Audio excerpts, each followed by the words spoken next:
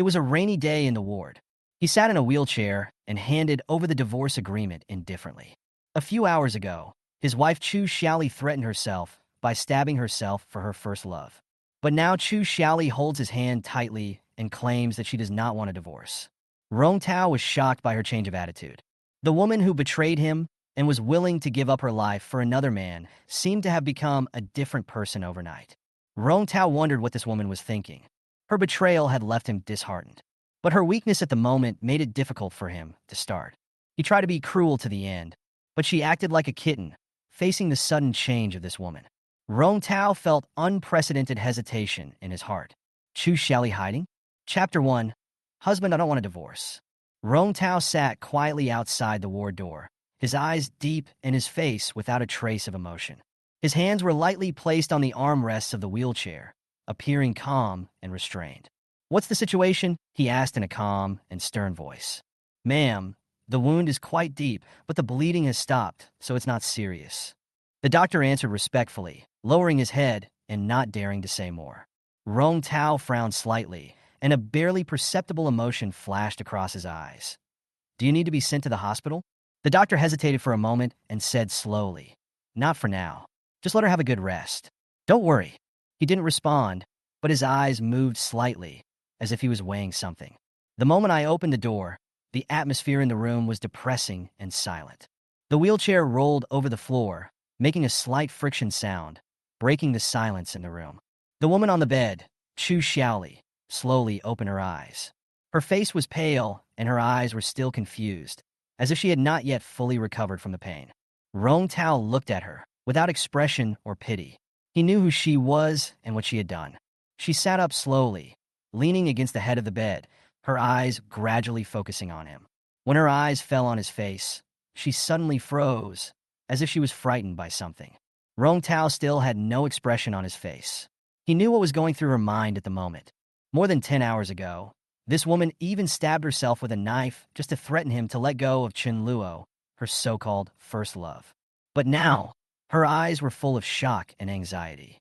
After a long silence, Rong Tao broke the deadlock. His voice was low and cold. I will not pursue Chen Luo's matter anymore.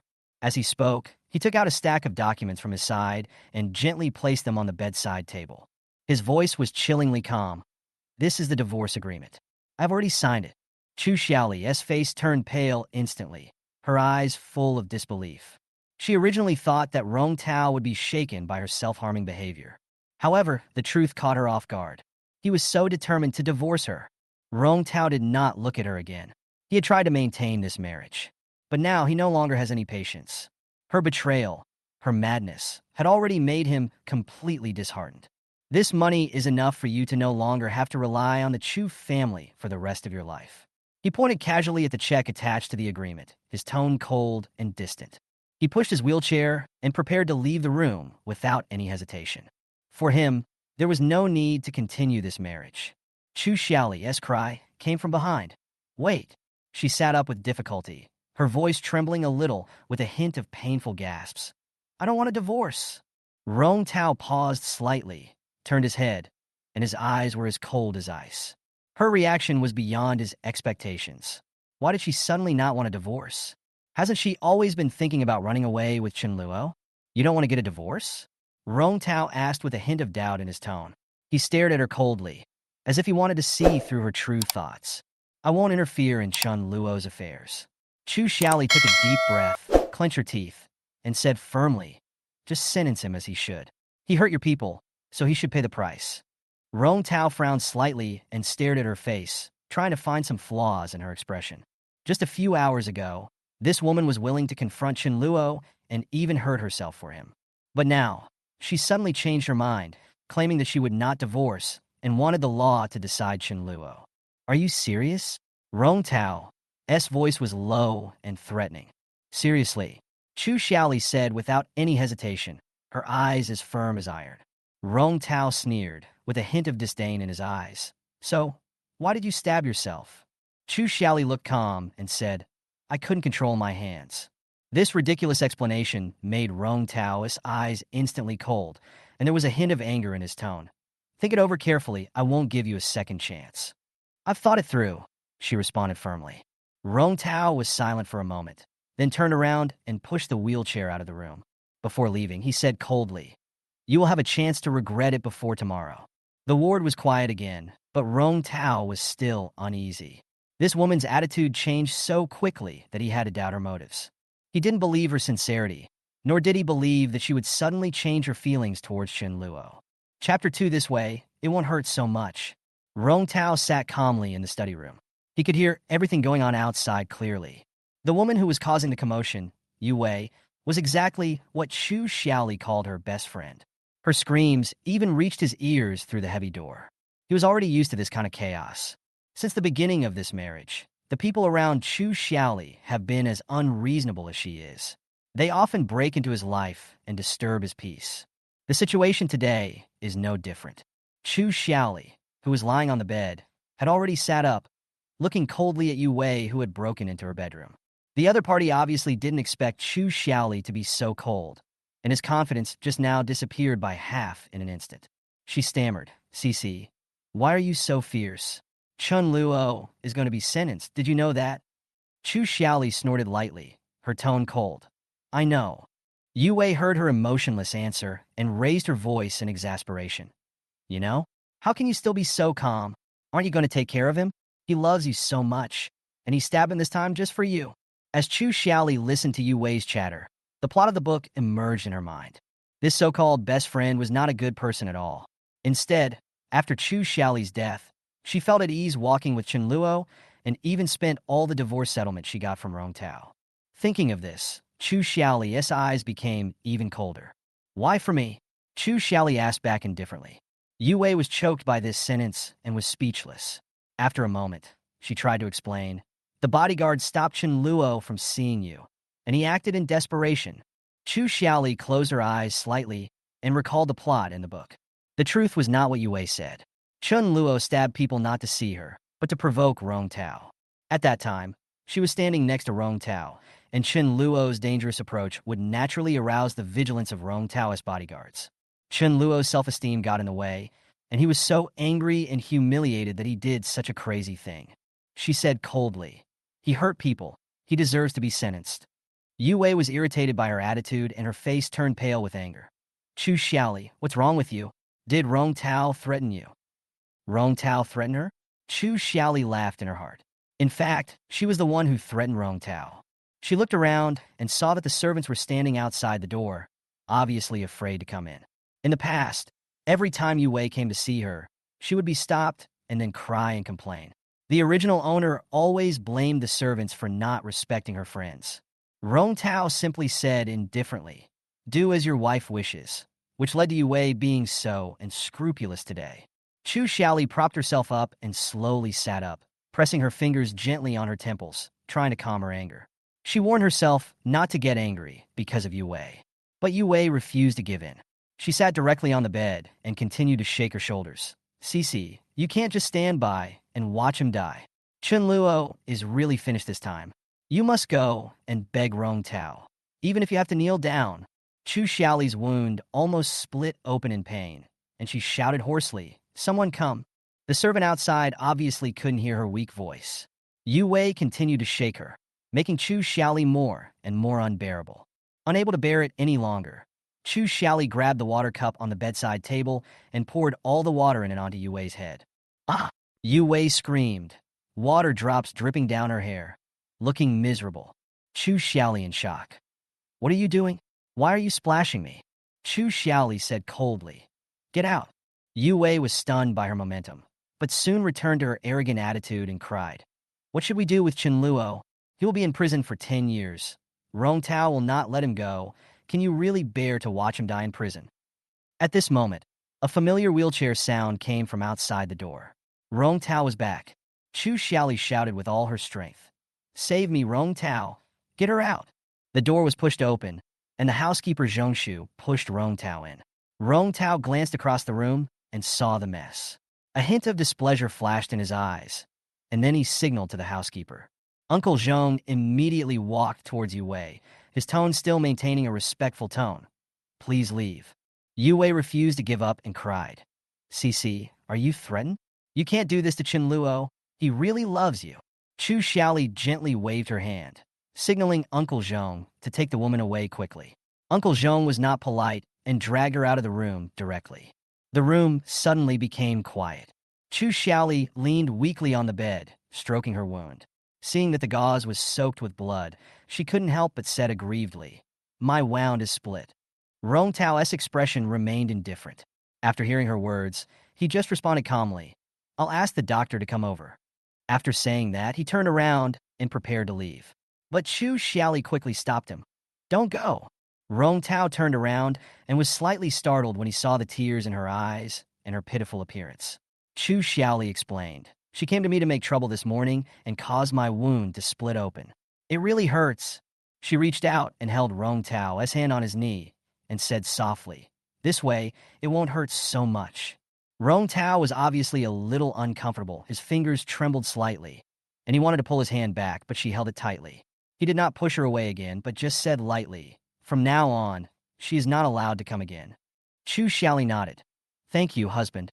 Rong Tao's expression remained calm, but a strange emotion arose in his heart. He looks easygoing and polite, but the indifference and alienation behind it make it almost impossible to approach him. Anyone who talks to him will feel that inherent sense of distance. His parents died when he was young, and although his family gave him shelter, they showed him very little love and care. After his legs became disabled, he was regarded as a marginal figure in the family. Although the Rong family is a prominent family, in such a large family, the distribution of favors and resources has never been equal. Rong Tao knew from a young age that it was better to rely on oneself than on others. So, with his wisdom and tenacity, he managed to carve out a place for himself in the cruel world of the Rong family. Even though he is in a wheelchair, his thinking and strategic vision are not to be underestimated by anyone in the Rong group. No one dared to ignore his existence, especially when he demonstrated his unparalleled business talent. Even those who once looked down on him had to admit that Rong Tao was an unparalleled genius. He armed himself with coldness and reason, and eventually became the overlord of the business world, controlling the fate of the entire Rong group. However, Rong Tao's real achievements are far more than that.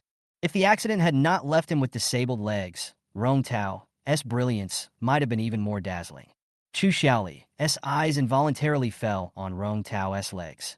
The black casual pants wrapped around his normal legs, which were still perfectly muscled, but he had lost the ability to stand. These legs were once strong and powerful, but now he could only move around in a wheelchair. Chu Xiaoli's heart moved slightly. What if she could help him recover? Her identity in the real world flashed through her mind. She had been a medical genius, proficient in both Chinese and Western medicine. Although this body cannot immediately pick up a scalpel, she is still familiar with every nerve and muscle in the human body. If she can find a way to help Rong Tao stand up again, how will the future change? This is not only for Rong Tao, but also for her own destiny. After all, if the plot in the book is not changed, her ending will be only one: death. Rong Tao naturally noticed her gaze. He glanced at her coldly, with a hint of confusion and defensiveness in his eyes. "What are you looking at?" His voice was normal, still carrying that inviolable coldness.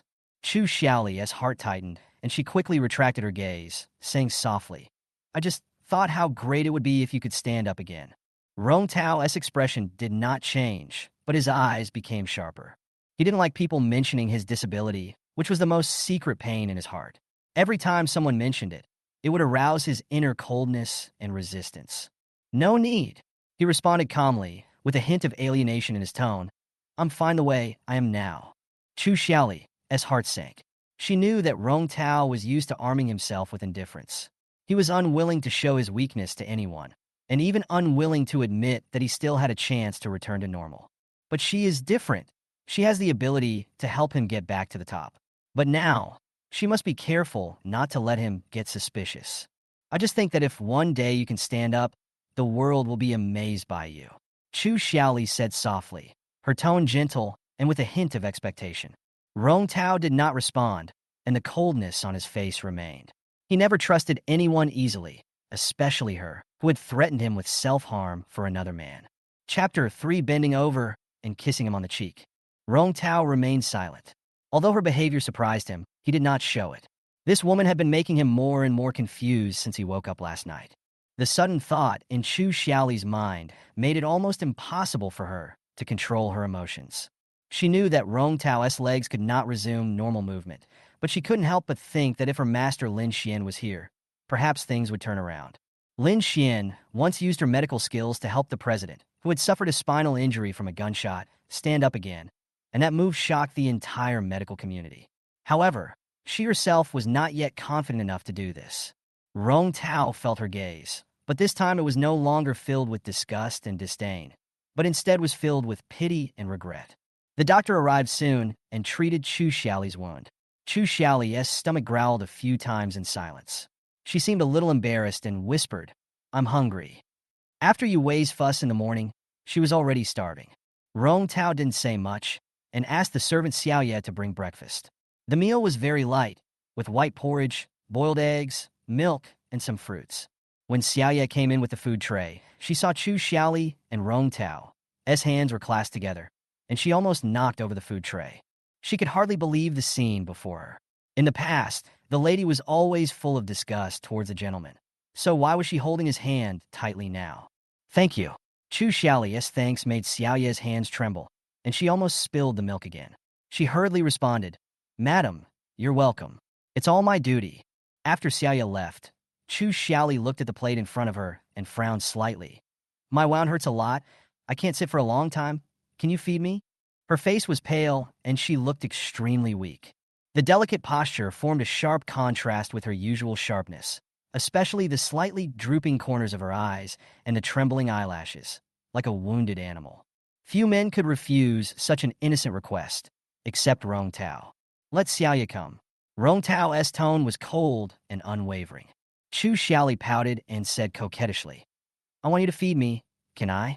It's so troublesome for Xiaoye to go up and down to take care of a poor wounded person." Rong Tao turned his head, and after a while, he finally asked in a low voice, "What do you want to eat?" He actually agreed. Chu Xiaoli was secretly delighted and quickly said, "The porridge is a little hot. Let's eat an egg first." Rong Tao picked up the boiled egg with his slender fingers, tapped it gently, and slowly peeled the shell. Chu Xiaoli watched his movements and couldn't help but sigh in her heart. This man's hands are so beautiful. He peeled the egg patiently and wanted her to take it herself, but Chu Xiaoli opened her mouth and said which was not polite at all. Rong Tao was silent for a moment, then handed over the egg. Chu Xiaoli took a big bite without hesitation, eating half of the egg directly. "Don't you not eat egg yolks?" Rong Tao suddenly frowned, remembering her usual picky habit. Chu Xiaoli was startled and almost choked. She said vaguely, "I'm sick now, so I need to have a balanced diet." Rong Tao's eyes were slightly inquiring. He knew that she had been completely different since she woke up last night. Under his gaze, Chu Xiaoli smiled even more brightly, trying to dispel his suspicion with a smile. As expected, Rong Tao became a little uncomfortable, lowered his eyes, and stopped asking questions. Next, Rong Tao continued to feed her porridge. Although he had no experience in caring for people, he still patiently handed her the porridge, although sometimes he forgot to blow it cool. Chu Xiaoli licked the spoon tentatively and muttered, "It's a little hot. Can you help me blow it?" She looked like a kitten begging for food, and her movements were so cute that Rong Tao frowned slightly. He doubted again, was she really not injured in the brain? However, he still listened to her request, blew on the porridge, and then handed it to her lips. The book describes Rong Tao as calm and restrained. On the surface, he is always polite and gentle, but in the eyes of those who really know him, Rong Tao is extremely strong and unshakable. He never gives in to his goals, controls everything, and does not allow others to infringe on him, whether in his career or in his feelings. After breakfast, Chu Xiaoli suddenly seemed to remember something and looked up and said, "Oh, I forgot to brush my teeth and wash my face." Rong Tao. In the study, the family doctor reported Chu Xiaoli's injury to Rong Tao, saying that she was recovering well and the stitches would be removed in a few days. Rong Tao nodded, then asked, "Her injury is only in her waist and abdomen, and it has not affected other parts?" "Yes, she had a fever due to infection before, but the fever subsided quickly and she is recovering well." Rong Tao was silent for a moment, then asked, "Will fever affect the central nervous system?" The doctor hesitated for a moment and replied, "It is possible, but Madam is not showing any such symptoms at the moment." "No!" Rong Tao seemed to be thinking about something, and waved his hand to signal the doctor to leave. After the doctor left, Rong Tao sat alone at his desk, flipping through a financial book, but he was still thinking about Chu Xiaoli's abnormal behavior. Was her sudden change really just physical discomfort caused by the wound? He still had doubts in his heart, and took a book about neuroscience from the bookshelf and continued to ponder. At this time, there was a gentle knock on the door, and Chu Xiaoli's voice was brisk and clever. "Can I come in?" "Come in." Chu Xiaoli pushed open the door and stood in front of him, with a look of nervousness and sincerity on her face. She took a deep breath and suddenly said, "I'm here to apologize." Rong Tao raised his eyebrows, obviously not expecting her to say that. In the past, Chu Xiaoli never apologized. She was always selfish and extreme, blaming others for any mistakes and never reflecting on herself. "I did a lot of bad things in the past, and they weren't good for you either." Chu Xiaoli lowered her head, looking a little ashamed. "I won't do that again in the future." Rong Tao's face was hidden in the dim light of the study, and his expression was hard to read. His voice was still cold. "3 months ago you said the same thing. But later, in order to let Chen Luo get away with the crime, you stabbed yourself." He had given this woman countless chances, but she always challenged his bottom line. "I don't know why you suddenly changed your mind, but I have already given you a chance." Rong Tao's eyes were sharp, and his voice was full of warning. "Don't try to challenge my tolerance again. The Rong family is not a casual place." Chu Xiaoli raised her head slowly and said softly, "I will only treat you well in the future." Rong Tao looked indifferent, without any expression. Seeing that he was unmoved, Chu Xiaoli suddenly walked around to the desk, leaned over, and gently kissed him on the cheek. "I'll prove it to you." Rong Tao was obviously startled. His eyes darkened a little, but he still didn't say anything. Chapter 4. I saw his ears turn red. Chu Xiaoli's head was hot, and she suddenly kissed Rong Tao. This was the first time she took the initiative to kiss someone of the opposite sex. Her heartbeat quickened, and her palms were sweating with nervousness. After all, the person she liked was right in front of her. How could she not take the initiative? However, she forgot that she was still injured. She stood up too quickly and pulled the wound. She gasped and held on to the desk to stand firmly. She gritted her teeth and said, "I know you don't believe me now, but I will prove what I said." Rong Tao did not respond immediately, but in the dim light, if you look closely, you can notice that the tip of his ear is slightly red. After a moment, he said in a low voice, "You are injured and still running around. Go back and lie down." Although his tone was cold, there was a hint of concern in his words. "I'll be back soon." Chu Xiaoli endured the pain, but felt relieved. She learned from the book that although Rong Tao was a male supporting role, he was radiant and his temperament could even crush the male lead. Now, she has become his wife, and she secretly vowed to treat him well and even hoped to cure his leg. After returning to her room, Chu Xiaoli recovered from her injuries.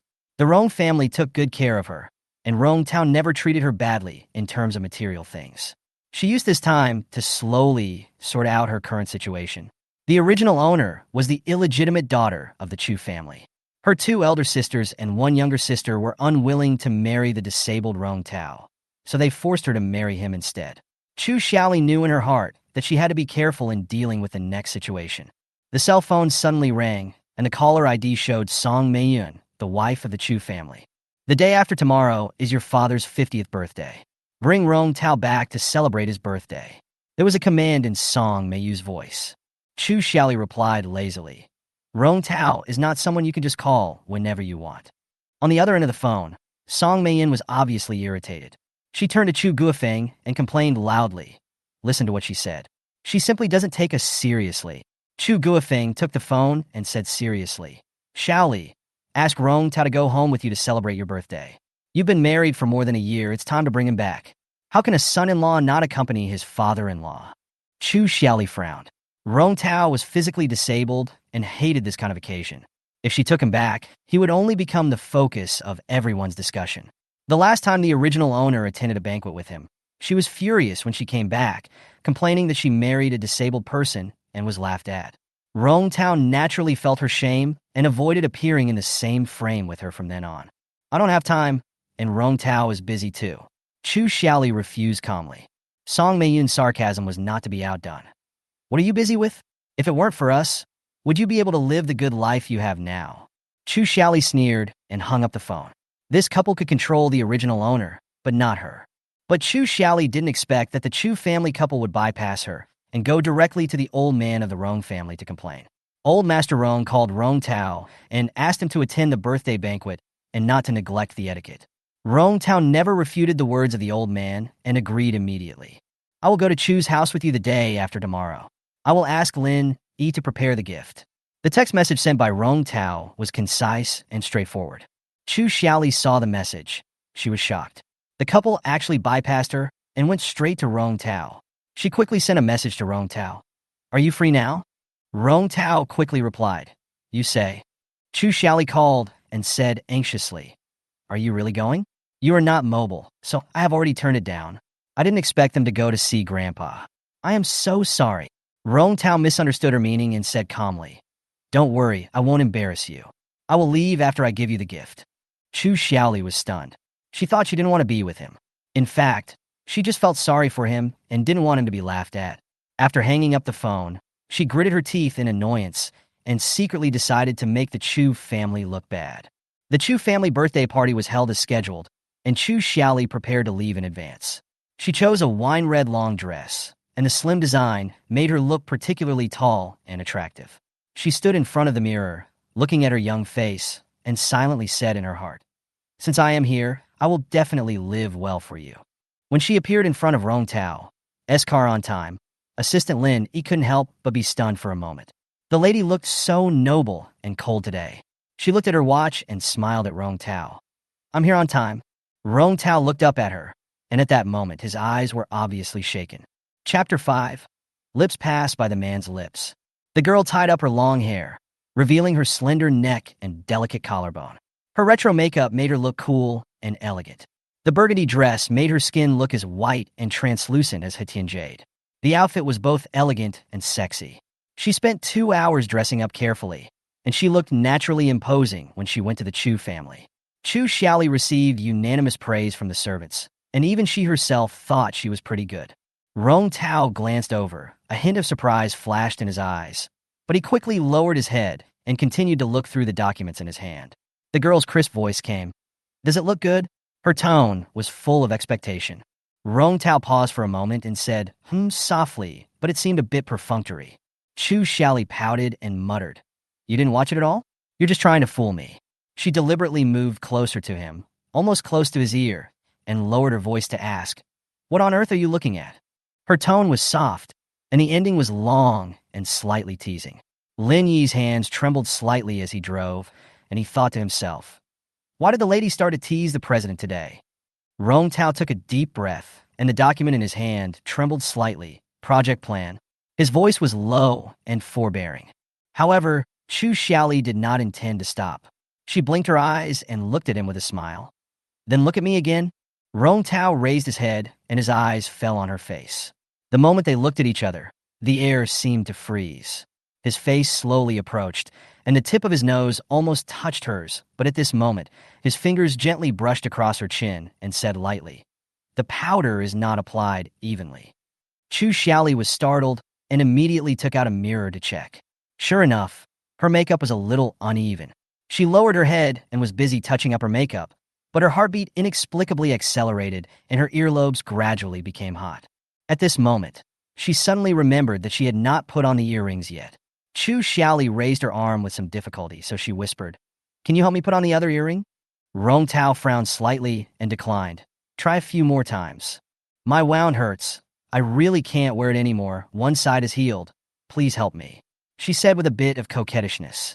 Rong Tao had no choice but to take her earrings and put them on for her. The earrings were complicated, and he tried several times without success, so he had to get closer. Chu Xiaoli could feel his breathing speed up, and her heart began to beat violently.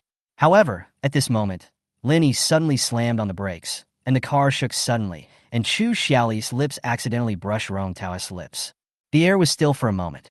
Rong Tao's hands froze, and he said in a low voice with displeasure, Lin Yi, can you drive? Sorry, a car in front suddenly cut in. Lin Yi explained quickly, feeling panicked. Rong Tao did not pursue the matter any further and said coldly, Okay. Chu Xiaoli touched her earlobe, which was burned hot, and whispered, Thank you. Her heart was beating wildly, but she couldn't calm down.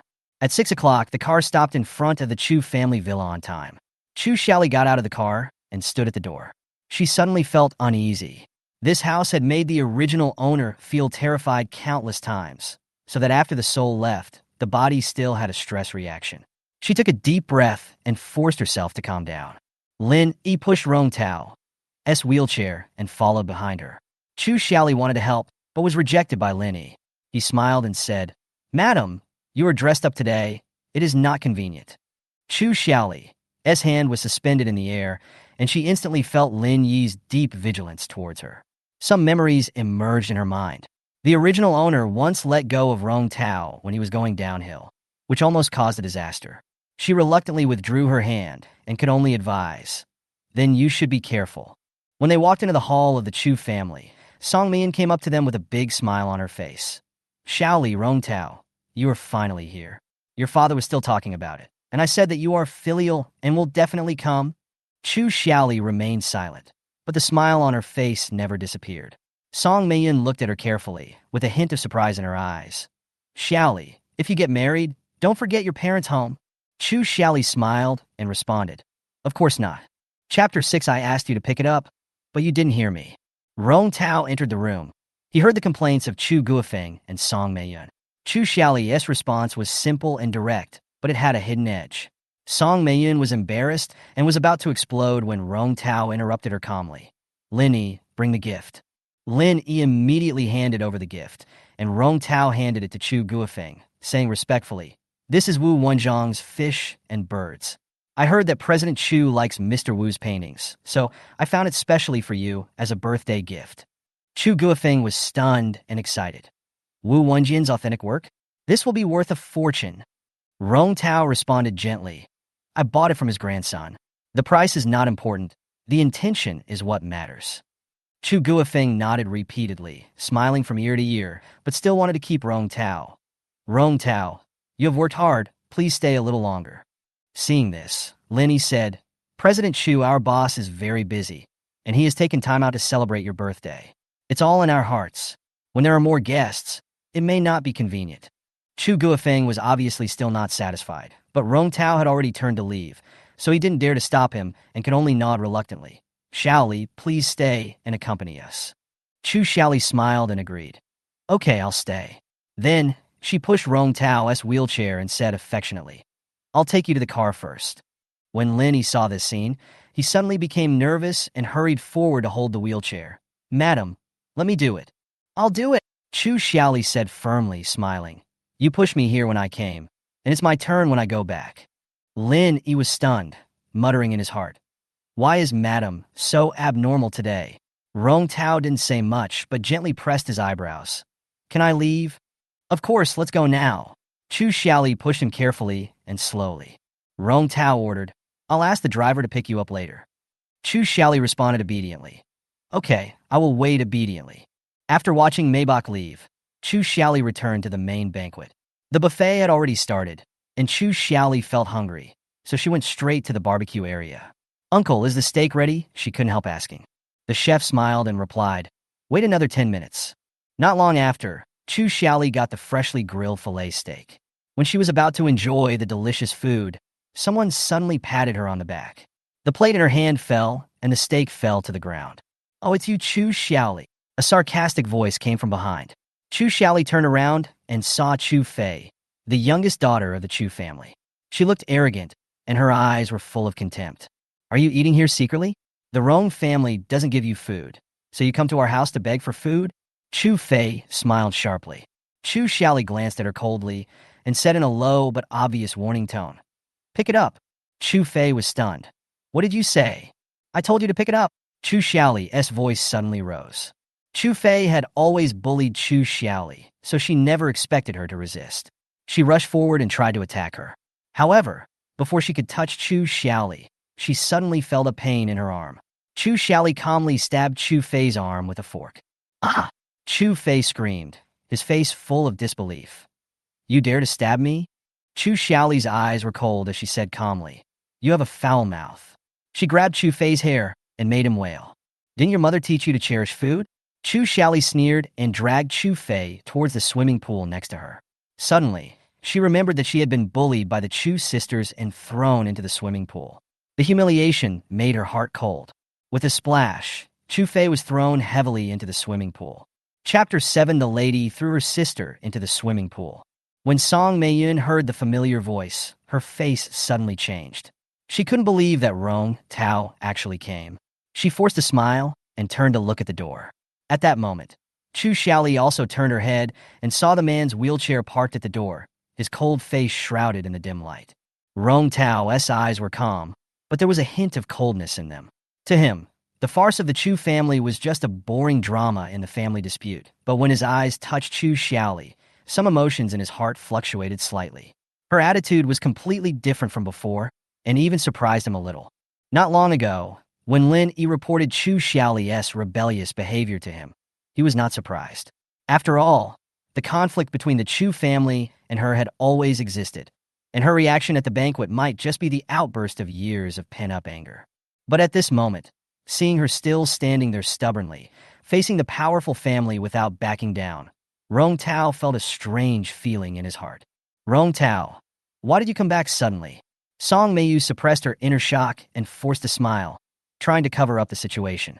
Rong Tao did not respond to her hypocritical politeness, but turned his gaze to Chu Xiaoli and asked calmly, "What happened?" Chu Xiaoli chuckled and took a few steps towards Rong Tao, her eyes still sharp. "It's nothing, just some unfriendly family who want to teach me a lesson." Her tone was understated, but it revealed an aura that could not be ignored. Song Meiyun secretly thought that something was wrong and was about to explain, but she saw Rong Tao wave his hand lightly. The way the Chu family entertains guests is indeed special. Chu Guofeng rushed over at this time, and when he saw Rong Tao appearing in the attic, he immediately smiled. "Rong Tao, if there is any misunderstanding, we can solve it properly. What you just heard were all jokes. Xiaoli is our precious daughter. How could we really treat her badly?" Rong Tao looked at the people in front of him coldly, with the corners of his mouth slightly raised, but there was no smile. If this is what the Chu family calls a treasure, then it is really the Chu family's luck that she married me. His words were sharp but polite, and they shut up everyone in the Chu family. Song Meiyun and Chu Guofeng looked at each other, having never expected Rong Tao's attitude to be so cold and hard. Chu Xiaoli stood aside, watching Rong Tao's indifferent attitude, and couldn't help but feel sorry for this man. He had been treated with more indifference and contempt than she had experienced in the Chu family. However, he never compromised with anyone. "Let's go, Rong Tao," Chu Xiaoli said softly. She didn't want to stay here any longer. This so-called home, from the moment she traveled to this body, no longer had any value to stay in. Rong Tao nodded slightly, glanced at the embarrassed Song Meiyun and Chu Guofeng, and said slowly, "No need to force me to stay. I will arrange a driver to pick you up." Rong Tao's attitude now made her feel a little uneasy, but she was powerless to save the situation, so she could only smile stiffly and send the guest away. When the Maybach drove away from the Chu family villa, Chu Xiaoli looked out the window, feeling extremely relieved. She knew that her relationship with the Chu family had been completely severed, and her future would be completely tied to Rong Tao. "The Chu family is not worth your nostalgia." Rong Tao's voice sounded in the car, low and firm. "Your future path should not be restricted by these people." Chu Xiaoli nodded gently and smiled. "With you here, I don't have to endure this anymore." Chapter 8. Severing relations with the Chu family. Rong Tao slowly entered the room pushing a wheelchair, followed by Chu Guofeng, who looked gloomy. The atmosphere in the room was tense, with Chu Xiaoli still lying on the ground and Song Meiyun standing aside in a domineering manner. "What are you doing? There should be a limit to jokes between sisters. Help her up. The banquet will start soon." Chu Guofeng obviously wanted to calm things down. Chu Xiaoli looked at it and was about to get up, but suddenly changed her mind and decided to just continue lying down. What she wanted was pitiful and helpless. Seeing Rong Tao coming, Song Meiyun immediately put on the posture of a mistress of the house. Xiaoli has a bad temper and can't stand the truth. Fei Fei and Yin Yin just said a few careless words, and she threw them into the swimming pool and beat them up. "We just want to understand the situation and see how to solve it." Rong Tao looked at her coldly, with a hint of danger in his eyes. "So you asked her to kneel down?" Song Meiyun was speechless for a moment. She didn't expect Rong Tao to come back and intervene. Her expression changed for a while, and she continued with a stiff upper lip. She started at first. According to the family rules, she should kneel down and admit her mistake. Even if she is married, she is still a member of the Chu family and must abide by the rules at home. Rong Tao frowned slightly, his tone cold. Chu Xiaoli is indeed from the Chu family, but she is also my wife, the wife of the Rong family. How can I talk about rules with you if you attack my people? As soon as the words came out, the atmosphere suddenly froze. Chu Guofeng tried to ease the situation. We are all sisters. It is normal to have some conflicts. Let Chu Yin apologize to Xiaoli, and the matter will be over, right? Chu Yin retorted dissatisfiedly. I won't apologize. She slapped me, and I haven't even returned it. Mom asked her to kneel. Why should I apologize? Rong Tao still watched coldly and remained silent, but his fingers lightly pressed on the wheelchair armrests, pressing down on Chu Guofeng like a mountain. Chu Guofeng couldn't help but lower his head. Xiaoli, what do you say? What should we do? Chu Xiaoli dusted herself off, sat down calmly, and looked up at Rong Tao with an aggrieved look on her face. Song Meiyan asked me to kneel down, and the two bodyguards kicked me, and my knee was injured. My conditions are very simple. Song Meiyan apologizes to me, the two bodyguards fire me, and compensate me for the medical expenses, and this matter is over. Chu Guofeng hurriedly advised. Meiyan is your elder. How can she kneel down to you? Chu Xiaoli responded coldly. I can bear it. Since everyone is here today, I just want to announce something. I want to sever ties with the Chu family. As soon as he finished speaking, the whole place fell into silence, and even Rong Tao showed a hint of surprise. Of course, I'm not here to ask for your opinion. I'm here to inform you. I will give up my inheritance rights, and you must also give up your support rights. Legally, we no longer have any relationship. Chu Xiaoli smiled, her tone calm and unambiguous. Song Meiyan finally came to her senses and roared angrily. Your father raised you for more than 10 years, and you just break up with him. Are you still a human being? Chu Xiaoli responded with disdain. I will let the lawyer talk to you. She glanced around and finally said lightly. Who else has any objections? No one dared to speak. Chu Xiaoli stood up, patted her clothes, and said to Rong Tao, Husband, let's go. In the car, Chu Xiaoli leaned against Rong Tao, her eyes red, and said aggrievedly, I didn't intend to make a big deal today, but they went too far. She pouted. Look here, the wound hasn't healed yet. Rong Tao glanced at it calmly. Then go to the hospital quickly, otherwise it will take time to heal. Chu Xiaoli was stunned for a moment, then smiled bitterly. You are really calm. She sighed lightly and continued. When I was eating, Chu Fei ran over and pushed me, and almost stabbed the fork into my throat. She also dropped the steak, and I didn't get to eat a single bite. Rong Tao looked down at her, with a hint of teasing in his tone. So you threw her into the swimming pool? I couldn't control my hands. Chu Xiaoli grumbled aggrievedly. She wasted food, it was too much. What's the reason for slapping your second sister? Rong Tao asked. She said bad things about you. It was unpleasant to hear. Chu Xiaoli leaned on his shoulder, with a hint of coquettishness in her tone. I was just trying to protect you. You won't blame me, right? Rong Tao probably understood. He had grown up amidst these cold words and insults, and had long been immune to them. Chapter 9, is this considered an indirect kiss with him? Rong Tao slightly sideways glanced at Chu Xiaoli. In the dark night, her facial features were delicate and her eyes were sparkling with tears. She actually defended him and even hit someone? These things that would never happen to her before, but they all happened to her tonight. What was even more surprising was that she calmly announced that she would sever ties with her family in the attic of the Chu family. All this forced him to reevaluate her. Was it that he had never truly understood her? Or was it that her previous weakness, gullibility, and stupidity were all pretend? Chu Xiaoli blinked her eyes and looked at him sincerely, without any concealment. You won't blame me, will you? She asked softly, her voice cautious. No, I should thank you for protecting me. Although he said thank you, the expression on his face remained grim. Chu Xiaoli smiled and said softly, I also want to thank you for coming back to help me. Otherwise, I would have been bullied by them. Rong Tao knew that she had made a scene at the Chu family. He was about to attend a cross-border video conference, but he did not hesitate to cancel the meeting and rush back. Her resistance was beyond his expectation.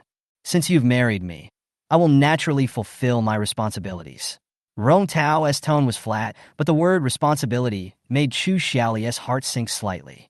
Is it just out of responsibility? You won't regret breaking off relations with the Chu family? After a moment's silence, he spoke again. No, Chu Xiaoli said firmly. I've thought about it for a long time, and today is the best opportunity. From now on, I will only live for myself. Rong Tao lowered his head, thinking. Her change was so sudden that it made him feel strange. By the way, honey, can I ask you a question? Chu Xiaoli's voice suddenly carried a hint of curiosity. You say, how do you know so much about my situation at the Chu family? And you were able to arrive in time. Did you arrange someone at the Chu family? Rong Tao's eyes suddenly turned cold, and the atmosphere became solemn. You can trust me. No matter what happens, I will stand by you. We are one, sharing life and death. Chu Xiaoli looked at him with a firm look in her eyes. I will never have second thoughts. Rong Tao's expression returned to calm, but his tone was still cold. Some things knowing too much is not good for you. His caution made Chu Xiaoli realize that he would not open his heart to her completely at the moment. She stopped asking and changed the subject. I'm a little tired. Can I sleep on your shoulder for a while? Rong Tao did not respond, but Chu Xiaoli had already leaned her head on his shoulder. She closed her eyes and breathed lightly, as if she was really asleep. He glanced sideways, gently brushed her loose bangs behind her ears, and stared at her jade-like face with complicated eyes. What exactly caused her change? It was late at night. Chu Xiaoli had just finished taking a shower and was so exhausted that she fell asleep on the bed. In the middle of the night, she woke up because of hunger. The rumbling of her stomach reminded her that she had not eaten enough for dinner. She touched her stomach and prepared to go downstairs to find something to eat. When she got downstairs, she was surprised to find that the kitchen light was still on, and the person standing in front of the refrigerator was Rong Tao. What do you want to get? Let me help you. Chu Xiaoli immediately walked over, helped him take out a bottle of water from the top shelf of the refrigerator, unscrewed the lid, and handed it to him. When she bent down to hand her the water, she didn't notice that the collar of her pajamas was open, revealing a large area of skin completely exposed to Rong Tao. Rong Tao took the water, looked slightly sideways at her, and then said coldly, Are you always so casual in front of men? Chu Xiaoli was stunned for a moment. Then she reacted and her face turned red. No. The awkward atmosphere made her quickly change the subject. Do you have instant noodles or frozen dumplings? I'm a little hungry. In the fridge. What about you? You didn't eat much at night. Can I cook some noodles for you? Rong Tao was about to refuse, but his stomach started to growl at an inopportune moment. Chu Xiaoli held back her laughter, and Rong Tao finally acquiesced. 10 minutes later, Chu Xiaoli cooked 2 bowls of instant noodles, adding vegetables and soft-boiled eggs. She brought the noodles to the table and carefully reminded, Be careful, it's hot. Rong Tao tasted a mouthful of noodles and nodded. Although it was instant noodles, he still gave face. Chu Xiaoli boasted proudly, The noodles I cooked are really delicious. While eating noodles, Chu Xiaoli suddenly realized that she accidentally drank Rong Tao's water. She looked at him in surprise. I drank your water. It's okay. Rong Tao responded calmly. As long as you don't mind. Chu Xiaoli smiled sweetly. You are my husband. How could I dislike you? Hearing this, Rong Tao silently lowered his head and continued to eat noodles. Chu Xiaoli thought to herself, Is this considered an indirect kiss? Her face turned red again. After finishing the instant noodles, Chu Xiaoli took the initiative to suggest, I'll take you upstairs. Rong Tao sat in a wheelchair, and she pushed him into the elevator and back to his room. When she opened the door, she couldn't help but sigh that this room was completely in line with his personality, simple but very tasteful. Shall I help you to the bed? Chu Xiaoli turned to look at him with a questioning look on her face. Chapter 10 My hand suddenly rested between his legs. Before Rong Tao could speak, Chu Xiaoli said again, Don't always reject me. It will make me feel embarrassed. Since she came to this world, her requests were almost always rejected by Rong Tao. Only when she persisted and pestered him did he reluctantly agree. For Chu Xiaoli, although she had no experience in love, no one in the department would reject her request. She pushed Rong Tao's wheelchair to the bedside and said with a smile, Since I'm married to you, I have to fulfill my responsibilities. Don't be polite to me in the future. Ask me for help if you have any problems. Now, how can I help you? Rong Tao said simply, Hold my arm. Chu Xiaoli nodded and did as she was told, holding his arm and helping him move from the wheelchair to the bed. Although Rong Tao's lower limbs were paralyzed, his hands were still very strong and his movements were skillful. The light shone softly on his body, and the dark blue silk robe reflected the faint light, setting off his handsome face. At this moment, Rong Tao was less cold than during the day, and more gentle and calm, like a perfect god from a comic book. Chu Xiaoli was stunned for a moment, until Rong Tao's eyes met her. She suddenly came to her senses and tried to stand up in a panic, but accidentally tripped over the wheelchair and threw herself towards him, her hand supporting herself between his legs for an instant, almost touching him in an awkward position. This coincidence seemed intentional, but Chu Xiaoli was embarrassed. She quickly withdrew her hand and tried to stand firm, but accidentally lost her balance again, and her hand had to rest on his thigh again. Rong Tao's eyes were as dark as a deep pool, with a bit of inquiry. He could see that although Chu Xiaoli in front of him sometimes acted smart and strong, she was more often innocent and simple, as if she would not hide anything. Her sudden change of attitude towards him was really puzzling. Chu Xiaoli felt his burning gaze, and her face flushed. She really didn't mean it this time. It was purely an unintentional act. "Good night. I'm going back first." She said goodbye hurriedly and ran out of the room quickly. Rong Tao watched her run away indifferently, then lay back on the bed, but he was not sleepy. He picked up the book on the bedside table and continued to read it. New Advances in Human Behavior Research.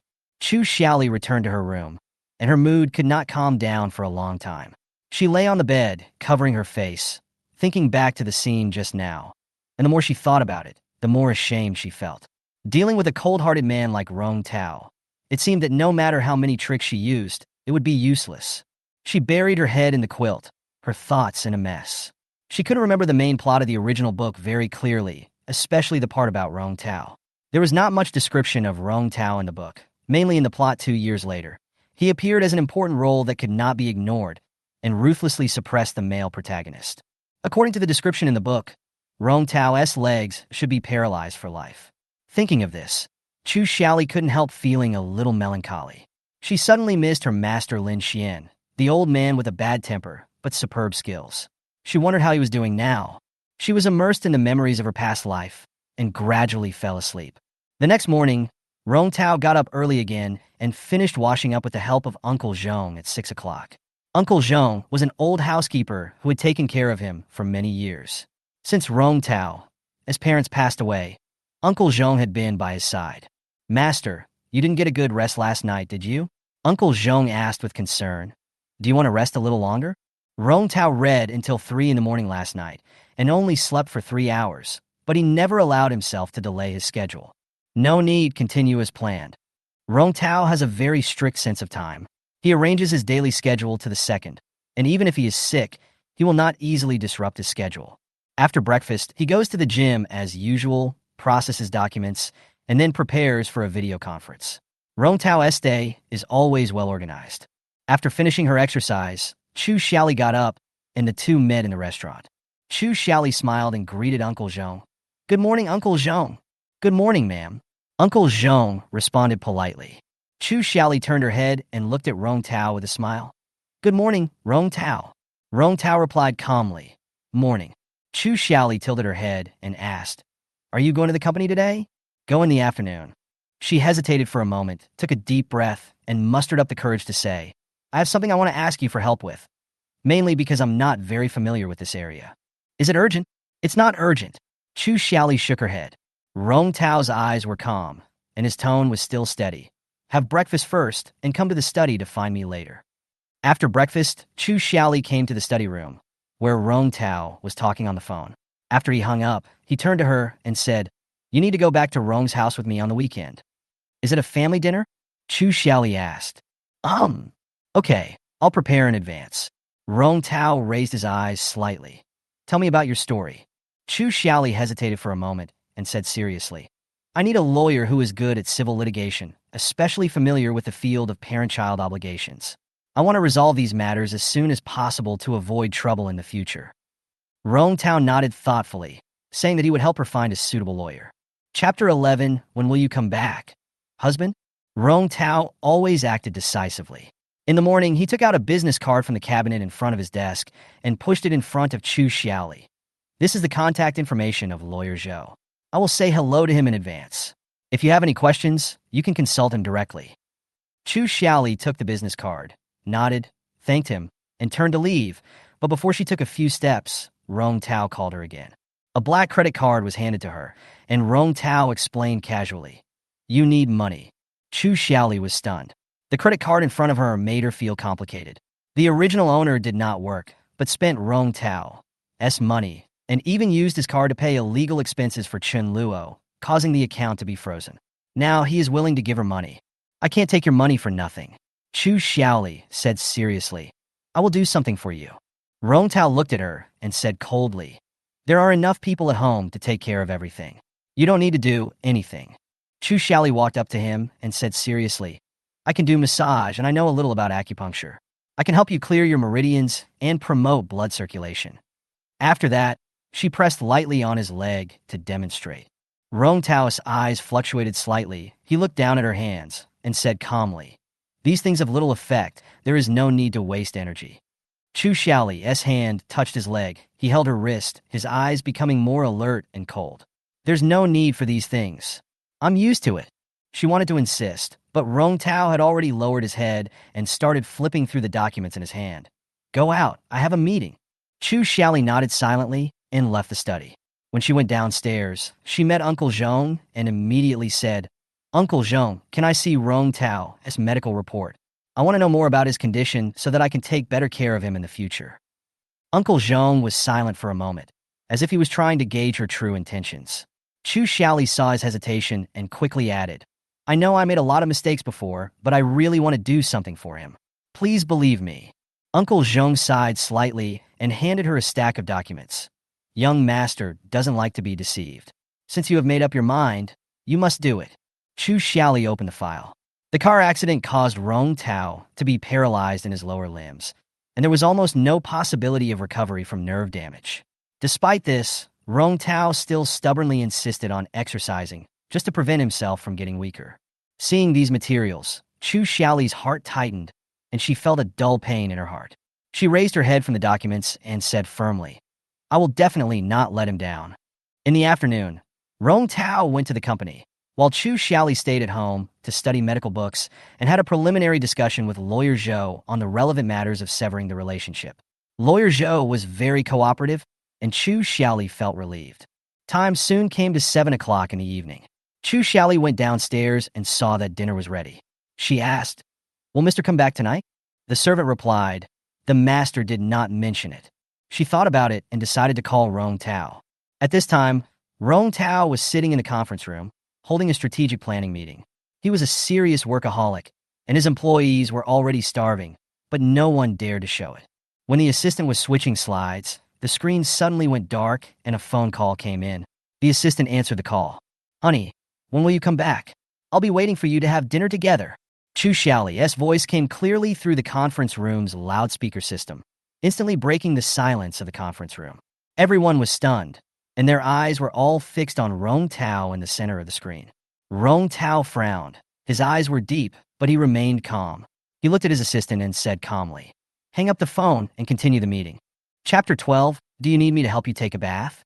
Rong Tao were originally listless and tense, but after hearing the voice on the other end of the phone, they all sat up straight.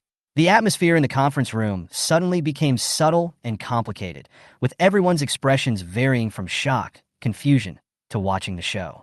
Are you still hungry? Not hungry anymore, because the good show in front of me is better than eating to satisfy my hunger. The person in charge of the meeting was at a loss, and the phone seemed like a hot potato. He was so nervous that he even wanted to throw the phone away, but in the end he obediently handed the phone to Rong Tao. Rong Tao frowned slightly and reached out to take the phone. Hello? Can you hear me? On the other end of the phone, Chu Xiaoli's clear voice came again, with a hint of playfulness. The meeting is so late. It's so tiring. I'll wait for you. Be careful on the road. The entire conference room fell silent instantly, and everyone stared at Rong Tao's face with bated breath. At that moment, they seemed to have seen a legendary miracle. Rong Tao's mouth corners actually slightly raised. Yeah, he responded indifferently, then hung up the phone and said expressionlessly, Let's adjourn the meeting and go back to eat. Then he stood up and walked out of the meeting room without looking back. As soon as Rong Tao left, the conference room exploded. Eva, the person in charge of the channel marketing center, was the first to stand up, her voice full of gossip and excitement. When did the boss get married? We didn't even know anything. Yes, our channel department is usually the first to know about Rong Tao's movements, but this time, no one was aware of it. That voice sounds so young. Could it be an 18-year-old girl? Come on, you're not 18 years old, are you? Boss has to have some morals, no matter what. Ha, no matter what, thanks to this Mrs. Rong. Otherwise, we would have to be locked up here and continue the meeting today. The small group in the president's office was also very lively, and everyone was crazy about Lin Yi. At Lin Yi, when did the boss get married? Why don't we have any news? Lin Yi, what do you know? Come on. I heard that Mrs. Rong is only 18 years old. Is that true? Shocked. Lin Yi was out handling a development project in the west of the city. As soon as he got in the car, he was bombarded with messages on his phone. He glanced at the chat history in the group, patted his head, and replied helplessly. She is not 18. She is 22. Please don't spread the rumor. Do you have any photos? Show us. Come on. Introduce him to a girlfriend. No photos. Don't even think about it. If your boss finds out, your year-end bonus will be wiped out. The group chat was instantly quiet, and then the screen was filled with emoticons. Lenny sighed helplessly. I'm really tired. Meanwhile, Chu Xiaoli was completely unaware of the commotion her phone call had caused. She hugged her pillow and watched TV, waiting for Rong Tao to come home for dinner. But while waiting, she actually fell asleep on the sofa. There was a noise at the entrance, and Chu Xiaoli was awakened. Seeing Uncle Zhong pushing Rong Tao in, she hurried over and asked, "You're back?" Rong Tao nodded. The road was a bit congested. Sorry to have kept you waiting. No. Chu Xiaoli shook her head and pushed him to the dining table to sit down. Let's eat. Don't wait for me next time. It might waste your time. Rong Tao said seriously. No. Chu Xiaoli said with a smile. It's not a big deal to wait for you. She suddenly frowned. But who would still be in a meeting at 7 o'clock? It's dinner time. Rong Tao glanced at her, as if thinking about the meaning of her words. Chu Xiaoli suddenly realized that she might have said something wrong and hurriedly apologized. I'm sorry. I don't understand your working hours. Rong Tao looked at her and nodded. I will pay attention and control my time in the future. Chu Xiaoli tentatively made a small request. If you can't come back in time in the future, can you tell me in advance? This request may be insignificant to others, but to Rong Tao, no one has ever dared to make any request to him. Rong Tao was silent for a while and finally answered. I will ask Lin Yi to synchronize the schedule with you. If you have anything to do, you can ask him to adjust the schedule. Chu Xiaoli was a little dissatisfied. So, if I want to meet you, I have to make an appointment with your special assistant? Rong Tao frowned slightly, realizing that she was a little unhappy, and asked tentatively. Then just tell me directly? Chu Xiaoli nodded, and finally a smile appeared on her face. That's right. After dinner, Rong Tao returned to his room. When he was about to take off his shirt, the door was suddenly pushed open. He thought it was Uncle Zhong, so he said casually, Come in. Chu Xiaoli pushed the door open, and her eyes were immediately attracted by his naked upper body. Do you want to take a shower? She asked, her voice a little nervous. Do you need my help? Rong Tao's forehead twitched slightly, the tip of his tongue pressed against his back teeth, and he asked in a deep voice, How? Are you going to help? Chapter 13, She's All in My Mind. Rong Tao's mouth corners slightly raised, and a hint of teasing flashed in his eyes. Chu Xiaoli came to ask about the family dinner at the weekend, but she happened to see him taking a shower. I can't. She thought for a moment and said seriously, Run the bath water and help you find clothes.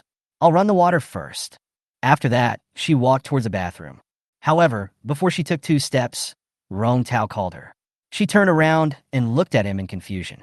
The bathroom is over there. Rong Tao raised his hand and pointed in another direction. Chu Xiaoli blushed and turned around quickly.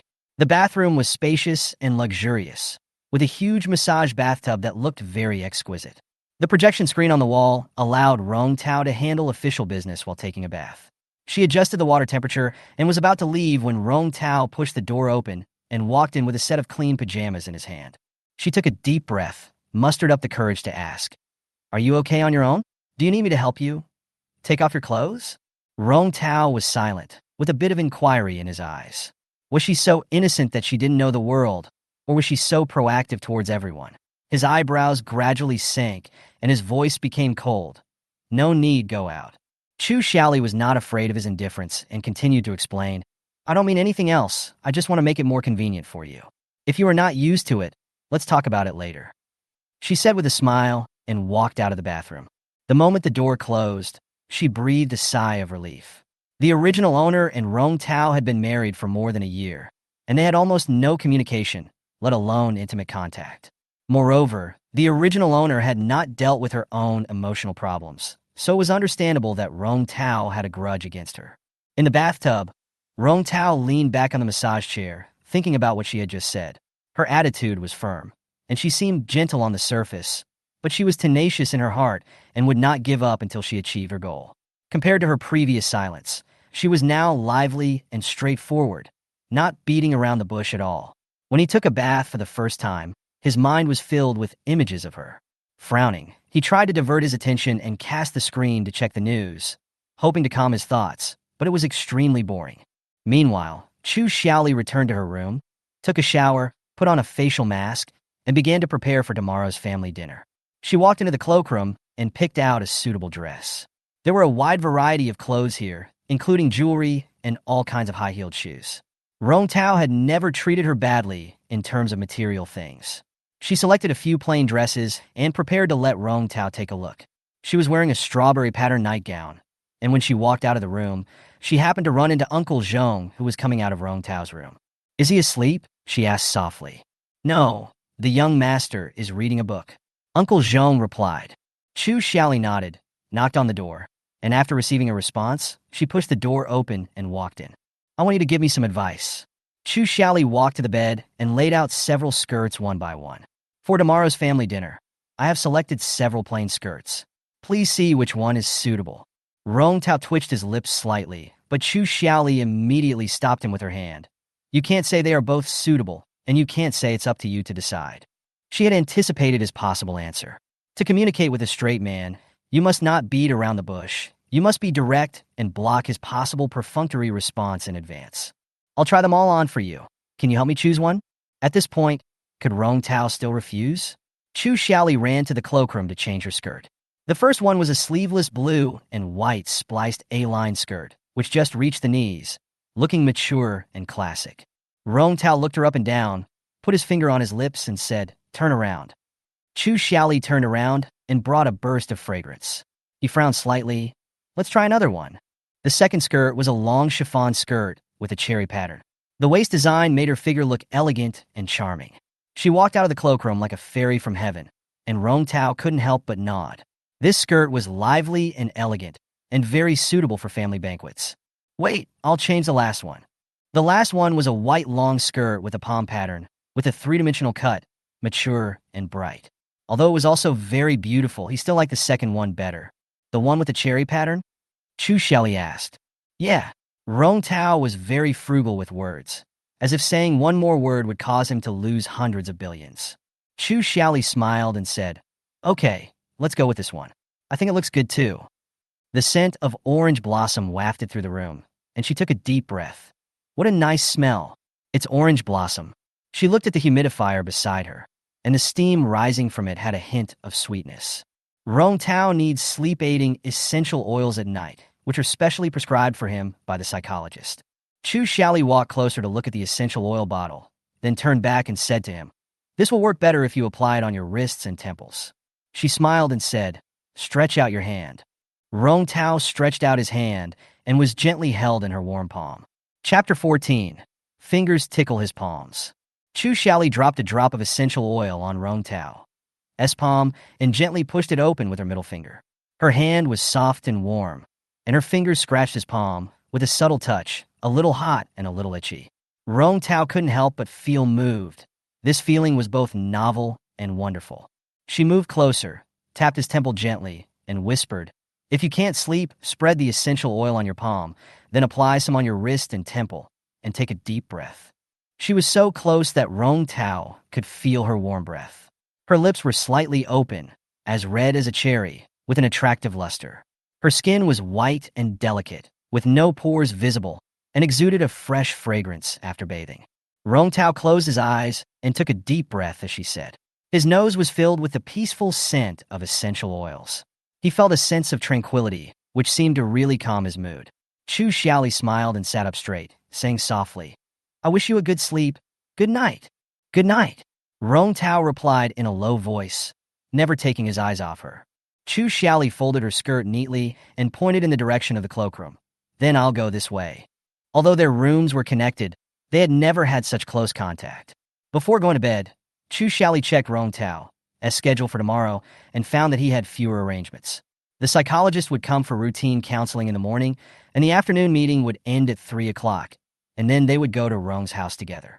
The fragrance of essential oils still remained on her hands, calming her mind. The next morning, psychiatrist Han Fu arrived half an hour early and was greeted by Chu Xiaoli. Han Fu had met her several times before, but had never really dealt with her. She didn't like meeting strangers and was usually greeted by maids. This time she came out in person to greet him, which surprised Han Fu. Chu Xiaoli smiled and asked him to sit down, poured him a cup of tea, and pushed a plate of cakes in front of him. Try this cake. Han Fu was a little reserved. He took a bite and praised awkwardly. Madam, did you make it yourself? It tastes very good. Chu Xiaoli shook her head. No, I bought it. Han Fu was speechless for a moment and smiled awkwardly. Chu Xiaoli said casually, Dr. Han, let's add each other's contact information so that we can communicate more conveniently in the future. Rong Tao as psychiatrist in the note. He was a little speechless, thinking, there is not even a name. It's easier to remember this way. Chu Xiaoli explained. Han Fu felt mixed emotions and hurried upstairs to get psychological counseling with Rong Tao. Walking into the study, Han Fu was a little flustered. Rong Tao looked up and frowned slightly. What's the matter? Why are you so flustered? Han Fu blurted out. Has the relationship between husband and wife improved recently? Rong Tao raised his eyebrows. Your current job responsibility is marriage counseling? Han Fu waved his hands and said with a smile, I'm just curious. He carefully observed Rong Tao's expression and found that there seemed to be a hint of tenderness in his eyes. But recently, getting along has indeed been much smoother than before. Rong Tao's tone was calm, and he seemed a little surprised. Congratulations. Han Fu couldn't help but say. She greeted me today, entertained me personally, and added my contact information. She added you on her own initiative? Rong Tao caught the key point, and his tone sank slightly. Yeah, Han Fu nodded, sensing an unusual atmosphere of danger. But I don't even deserve a name. She only noted Rong Tao as psychiatrist. Xiaoli giving notes to everyone emerged in Rong Tao's mind, and he found it a little funny. Okay, let's get started. Rong Tao interrupted him and entered the consultation state. After 50 minutes of consultation, Han Fu confirmed that Rong Tao's mental state was good and became more stable. He mentioned in the communication with Rong Tao, she is indeed different from before. Her personality has become cheerful and lively, and she is mature and generous in doing things. She is smart and clever. Rong Tao nodded. Indeed, she has changed a lot recently, but I don't know what the opportunity is. Han Fu thought for a moment and answered cautiously. Sometimes the opportunity is not a single factor. Maybe it is a sudden realization at a certain moment, commonly known as enlightenment. If you can't find a reason, the result is good, then try to maintain this state. Rong Tao did not expect to get a definite answer from Han Fu, but he agreed with the last sentence. Hold on to this good result.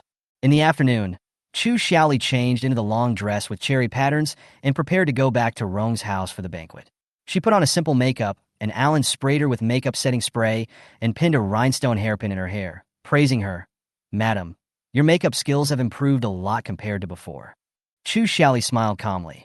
I've watched some video tutorials recently. In fact, her makeup techniques were taught by her senior sister. She found it troublesome, so her senior sister used threats and inducements to force her to learn. Alan praised again. This skirt is also very beautiful. It is most suitable for family dinners. Rong Tao chose it. Chu Xiaoli smiled. Alan opened his eyes wide, a little surprised. Chu Xiaoli explained. I gave him 3 styles that I liked and let him choose. I respected his opinion and made him feel involved. She smiled. This way, both parties will be satisfied and it will be more comfortable for us to get along. Alan couldn't help but admire. Madam, you are so understanding. Chapter 15. The heroine appears. Getting along with others is a process of mutual respect, and Chu Xiaoli knew this very well. She used 100% of her patience with Rong Tao, a patience that others could hardly match. After standing up, she gave Alan a warm smile, held her hand, and gently reminded her, You have a lot of hangnails on your hands. You need to supplement more vitamin B. She picked up the hand cream on the table and handed it to her. This is for you. Remember to apply it after washing your hands. Alan was stunned and took the hand cream in a somewhat bewildered manner and thanked her repeatedly. After watching Chu Xiaoli leave, she couldn't help but share her shock with Xiaoye beside her. Today, the lady actually noticed the barb on my hand and gave me hand cream. She is so thoughtful. I didn't even notice it myself. Xiaoye nodded in agreement. Yesterday, she reminded me to drink 8 glasses of water every day, saying that my skin was too dry. The two of them discussed quietly. Chu Xiaoli's change made them feel pleasantly surprised and unexpected. Xiaoya couldn't help but whispered, Madam has changed a lot recently. Not only is she gentle and patient with Mr., she also seems to have become much more lively and cheerful. Yes, not only that, she seems to be very knowledgeable and talented. Xiaoya remembered her wish and said mysteriously, I made a wish in the temple before the new year, hoping that my wife and husband can get along well. Now it seems that my wish is really going to come true. Alan was stunned when he heard this, and couldn't help but be curious. So accurate? Then I'll try it too. It happens that I have a day off from this afternoon to tomorrow, so I'll go and ask for a marriage partner. Xiaoya smiled secretly in her heart, thinking, don't let it fail after one try. The Rong family is rich enough to rival a country and powerful. The status of the Rong family is vividly described in the original book. Rong Tao's grandfather Rong Jingting was born in a top military and political family. After his family fell into poverty, he moved to Southeast Asia and founded the Yurong group on his own. The Rong family is powerful, involving real estate, finance, machinery, chemistry, and other fields, and the family relationship is complicated.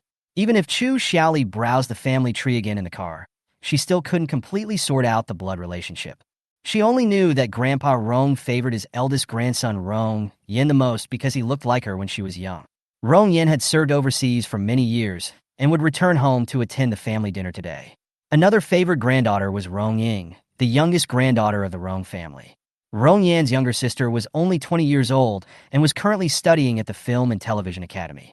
As for Rong Tao, his father was disliked by old Master Rong because he refused to marry into the family.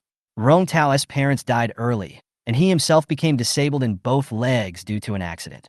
In the first 20 years, he had been an invisible existence in the family until he successfully made some unpopular projects successful and then gradually gained the right to speak in the family. The Rong family's family dinner was never a simple family gathering, but a game of interests. Grandpa Rong would redistribute family interests based on the performance of his descendants. Those with outstanding performance would be given high-efficiency and high-profit projects, while those with poor performance would be marginalized. The cruelty behind the family dinner made Chu Xiaoli feel heavy. She turned to look at Rong Tao and asked softly, if today's family dinner is just to welcome your second brother, then we can just eat quietly, right? She had some social phobia and didn't like crowded places, which was the same as the original owner. Because of this, they chose to move out of Rong's house and live in their own wedding room. Rong Tao smiled slightly, his tone calm but firm. Just stay by my side, I'll take care of you if anything happens. His words were without any extra emotion, but still made Chu Xiaoli's heart ripple. He was really manly, and he fulfilled his duties in this marriage, except for the undeveloped feelings. The main residence of the Rong family is located in the city center, but it is isolated from the hustle and bustle of the outside world. The pavilions and towers in the house are a blend of Ming and Qing dynasty and modern architectural styles, and the degree of luxury is beyond imagination. There are swimming pools, golf courses, and tennis courts. The Chu family tried their best to marry her into the Rong family. Even though Rong Tao had disabled legs, they were willing because his surname was Rong. Pushing Rong Tao along the tree-lined path of the main house, Chu Xiaoli was filled with thoughts. She could not clear the name of the Chu family. They were only after profit. She was suddenly attracted by the koi in the rockery pond and exclaimed, the koi in the pond are so beautiful. Shall we go over and take a look? Rong Tao was slightly startled, then nodded. Okay. The two were walking towards the pond when they heard someone shouting in front of them, fourth brother. Chu Xiaoli looked up and saw Rong Ying coming. The original book described Rong Ying's appearance very gorgeously. To sum it up, she had a face that looked good no matter what she wore. At this time, she was only 20 years old and was in the early stage of the story. Rong Ying walked quickly up to the two of them with displeasure in her eyes. Fourth sister-in-law, what are you thinking about? She seemed dissatisfied that Chu Xiaoli did not respond to her just now. Chu Xiaoli smiled and said calmly, what's wrong? Rong Ying glanced at Chu Xiaoli and said with a little arrogance, I'll let you rest, fourth brother. I'll do the pushing. Chu Xiaoli shook her head and refused, smiling. No need. But you can hold an umbrella for us. Rong Ying was stunned for a moment, obviously not expecting to be assigned to do something. Chu Xiaoli had already handed the umbrella to her. Rong Ying had no choice but to take the umbrella reluctantly. Chu Xiaoli took out the sunscreen spray from her bag, gently sprayed it on her face, and complained, "The house is really too big. I've been walking for so long. I'm almost melted by the sun." Rong couldn't help but say, "Why don't you go along the flower-lined corridor? It leads directly to the hall, and there's no sunlight." Chu Xiaoli slapped her forehead and pretended to be suddenly enlightened. "I forgot." She looked at Rong Tao and pretended to complain. "Rong Tao, why didn't you remind me? Did you forget it too?" Rong Tao smiled helplessly. "Don't you want to see the koi?" Rong Ying's eyes widened, and she was speechless for a moment. The scene before her seemed to be somewhat different from the Rong Tao she knew. The fourth brother, who had always been cold and taciturn, would actually accompany the fourth sister-in-law to take a long detour to see the koi, and his tone was gentle and doting. Chapter 16. Tell me, why are you so confused? It's too hot now. Let's wait until the lights are on tonight before coming back. Rong interrupted hastily, fearing that she would be dragged by Chu Xiaoli to watch the koi in the hot sun and act as a light bulb for the two of them. She held up an umbrella and continued, "Fourth brother, my aunt's family is here today, and my second brother will be here soon. The house hasn't been so lively for a long time. If you're afraid of noise, I can take you upstairs through the side door." Rong Tao shook his head slightly. "Now that we are here, there is no reason to avoid us." Seeing this, Rong Ying had no choice but to nod. "Okay, let's go to the hall." The little sister-in-law Rong Chiwen she mentioned was not a good person in the Rong family. She was spoiled and willful, and she spoke without restraint. Chu Xiaoli couldn't help but recall some memories left by the original owner. If this were in ancient times, you would be a girl who got married to bring good luck. You don't even know how to greet your elders. Who taught you this rule? If you had a son or daughter soon, maybe you could turn your life around. You're so thin and not very attractive. You don't look like a blessed person at first glance. These memories were filled with her sarcastic words, as if every word was piercing Chu Xiaoli's heart. Just as she was lost in thought, the three people had already arrived in the hall. "Hey, Rong Tao is back." Rong Chiwen's voice rang out in the hall, sounding particularly harsh. "Your legs and feet are inconvenient, so it doesn't matter if you don't come. No one will blame you." Rong Tao remained calm and responded calmly, "It's rare for my second brother to come home. Since you are here, how can I not come?" Rong Chiwen was choked, and her face changed slightly. She then turned her gaze to Chu Xiaoli and said sarcastically, "Fourth sister-in-law, you are still the same as before. You don't even say hello when you see people." Chu Xiaoli was the only outsider among the people present, so she was naturally treated as a soft persimmon. Chu Xiaoli was not at all flustered and immediately walked to Rong Chiwen, bowed and said, "Hello, aunt." She then greeted the middle-aged man sitting next to her, "Hello, uncle." Then, she smiled and touched the head of her aunt's child. "I haven't seen you for a few months. You have grown so tall." The child immediately waved her hand away and shouted angrily, "Don't touch me, it's so annoying." Rong Tao frowned at this naughty kid, but Chu Xiaoli didn't care at all and continued to smile. "The man has a really bad temper. I remember. He was in elementary school, right? I'm in the 3rd grade." The naughty kid answered arrogantly. Chu Xiaoli nodded and praised. "Looks very smart. He must have good grades in class." When Rong Chiwen heard someone praising her child, the expression on her face eased a little, and she said modestly, "Top 10 in the grade." "Ah!" Chu Xiaoli raised her voice in surprise. "I thought he was number 1 in the grade. But being in the top 10 is pretty good. Although there are 9 students ahead of him who are better than him, the competition is fierce after all. Try harder and get into the top 3. Come on." I'm optimistic about him. It sounded like a compliment, but every word seemed to poke at Rong Chiwen's sore spot. Her face changed slightly, and she wanted to get angry but couldn't, so she could only force a smile. "Fourth sister-in-law likes children very much. You have been married for more than a year. When do you plan to have a child?" Chu Xiaoli smiled slightly, her expression calm. "When the child comes, we will have it." Her words were both an answer and a remark. Rong Chiwen was choked by her words and could only continue. "Deputy Director Zhang's daughter-in-law next door has been married for a year and has already given birth to her second child. The first child is born, so the second child is the second child." Chu Xiaoli blinked and said innocently. Pfft. Rong Ying couldn't help laughing. When had she ever seen fourth sister-in-law be so funny? Rong Chiwen's face turned pale and blue, and she wanted to get angry, but seeing Rong Tao's stern expression, she had to swallow her anger and said in an unhappy tone, "I also have good intentions. It doesn't matter if you young people don't understand." Rong Tao smiled faintly and said, "Aunt, Xiaoli is still young. Let's talk about these things later." Although he was smiling, his eyes revealed an unquestionable coldness. Now he is no longer the child who allows others to bully him. Seeing this, Rong Chiwen could only suppress her anger. At this time, the housekeeper Chinanha came from the stairs and said respectfully to Chu Xiaoli, "Fourth young master, madam, the old man asks you to go to the study." Chu Xiaoli was slightly stunned and pointed at herself. "Just me? Please." Chinanha made a gesture of invitation. Chu Xiaoli looked at Rong Tao, who nodded slightly to her with encouragement in his eyes. Old Master Rong was a shrewd man who acted decisively. Chu Xiaoli knew that the Rong family had achieved its current status thanks to the old master. He had 3 sons and 1 daughter, and now he was gradually giving up power to his children and grandchildren, and Rong Tao was the most outstanding among his grandchildren. She took a deep breath and knocked on the study door. "Come in." A majestic voice came from the study. Chu Xiaoli pushed the door open and walked in. The study was full of antique style. Old Master Rong was wearing a white robe and sitting upright on a large chair.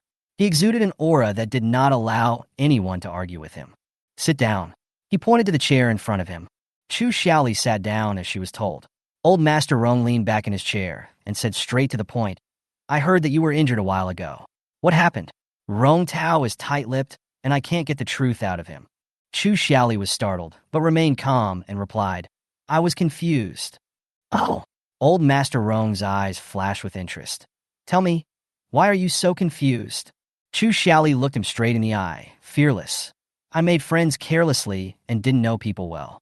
My friend did something illegal, but I was caught up in our friendship and wanted to plead for him. I had an argument with Rong Tao and accidentally hurt myself in the process." She said firmly and clearly, "I have figured it out. Rong Tao's handling of the matter was right. I'm married into the Rong family, so I should look at the problem from the perspective of the Rong family and Rong Tao."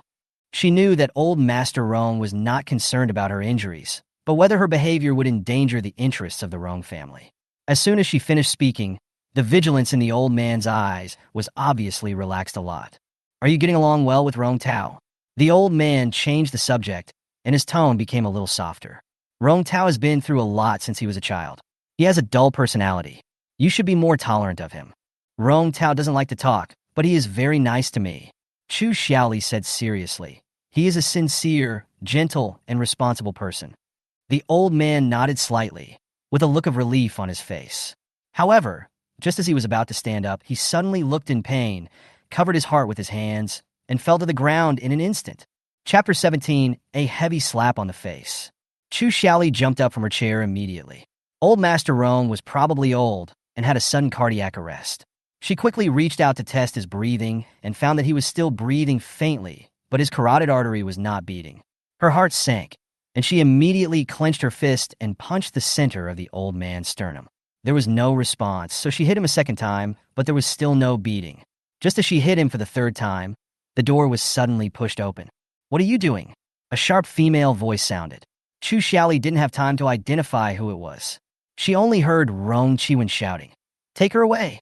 Rong Yin, take her away quickly!" A strong hand grabbed Chu Xiaoli's wrist from the side, stopping her from continuing to rescue him. The force was so strong that it almost made her bones ache. Chu Xiaoli turned her head. Her eyes were cold, and she gritted her teeth and said, "If you don't want your grandfather to die, let go immediately." Rong Yin wanted to stop her, but she glared at him and frightened him so much that his scalp went numb, so he quickly let go of her hand. Chu Xiaoli no longer hesitated and continued to test the old man's carotid artery, and finally felt a weak beating. She breathed a sigh of relief and warned in a deep voice, "Don't move.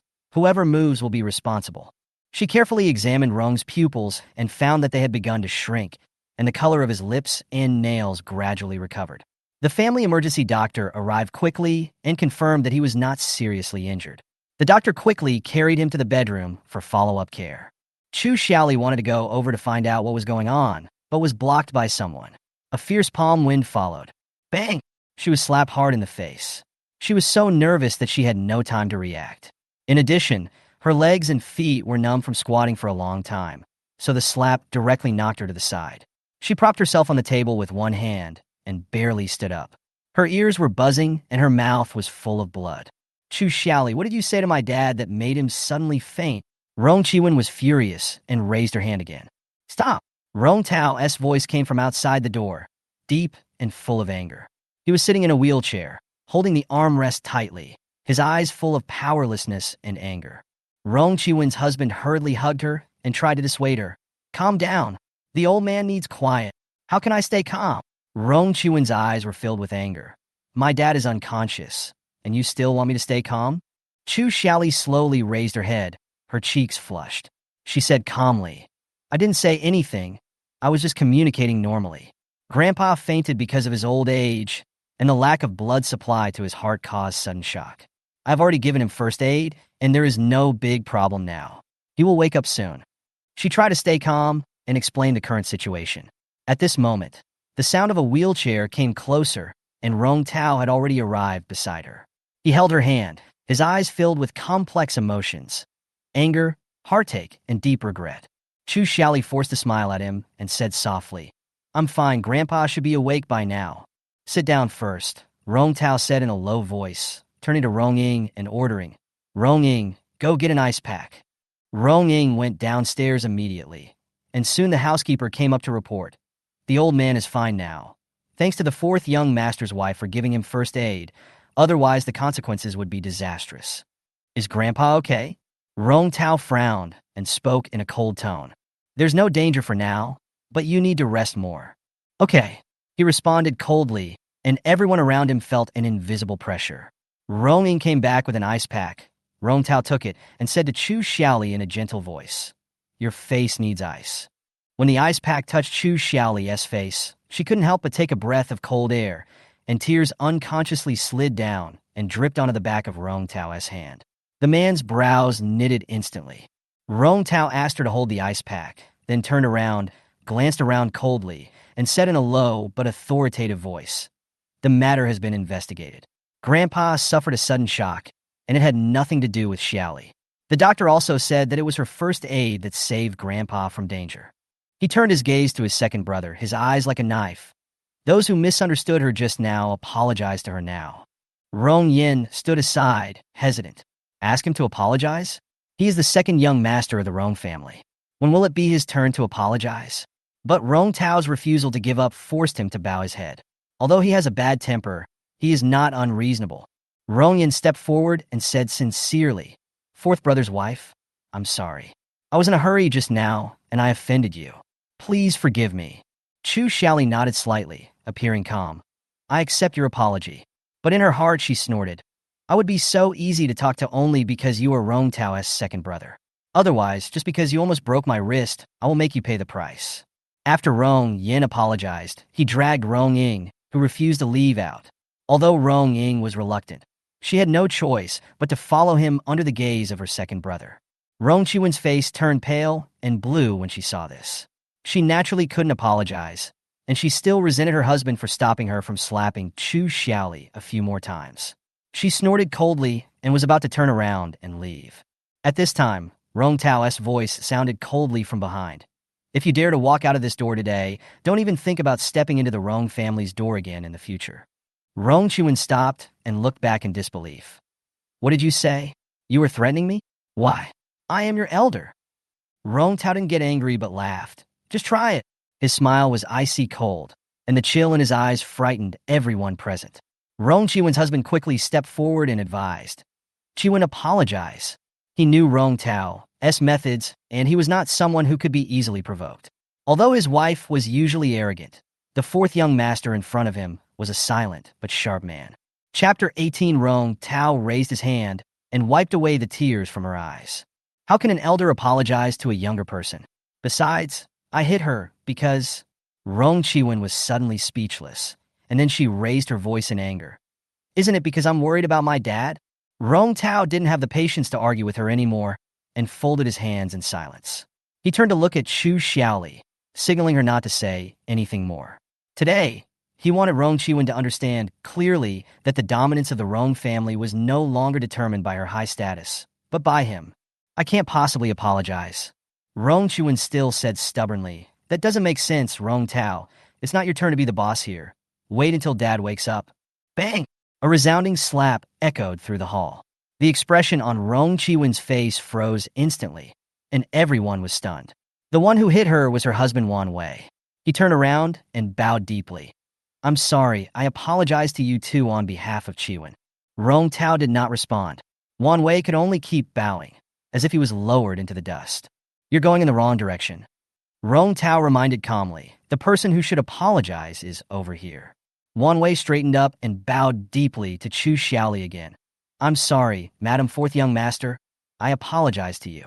Rong Chi-win was completely stunned at this time. She couldn't believe that her husband dared to hit her. Looking at Rong Tao again, he had a faint amusement on his face, as if he was watching a farce. Chu Xiaoli's expression was also a little dazed, as if she couldn't understand why Wan Wei would suddenly hit her. The feeling of humiliation spread from Rong Chi-win's heart, and the anger almost swallowed her.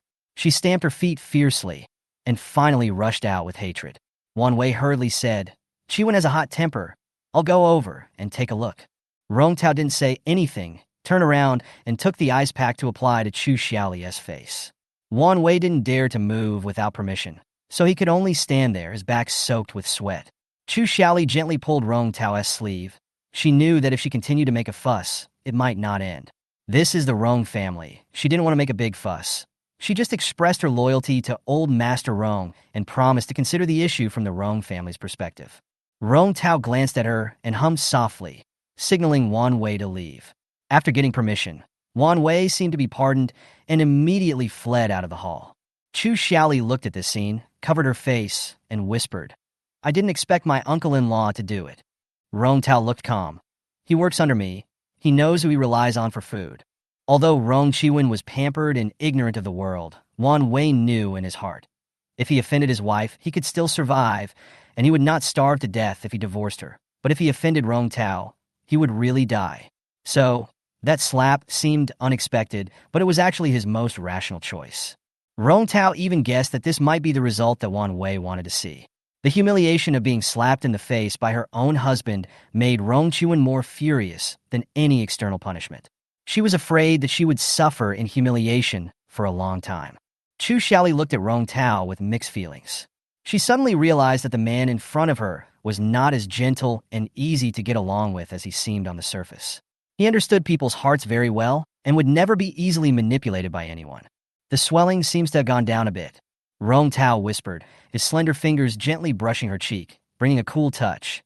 "I'll have someone get some ointment later." Chu Xiaoli nodded. Her tense nerves finally relaxed a little, but her eyes were still misty. Rong Tao raised his hand and gently wiped away the tears from the corners of her eyes. "Don't cry." His voice was gentle but firm. "I will make you take back this slap with your own hands in the future." Rong Tao himself did not realize that his emotions this time were more volatile than the last time he was at Chu's house. Facing his own relatives, he still did not give in at all and would not allow anyone to hurt Chu Xiaoli.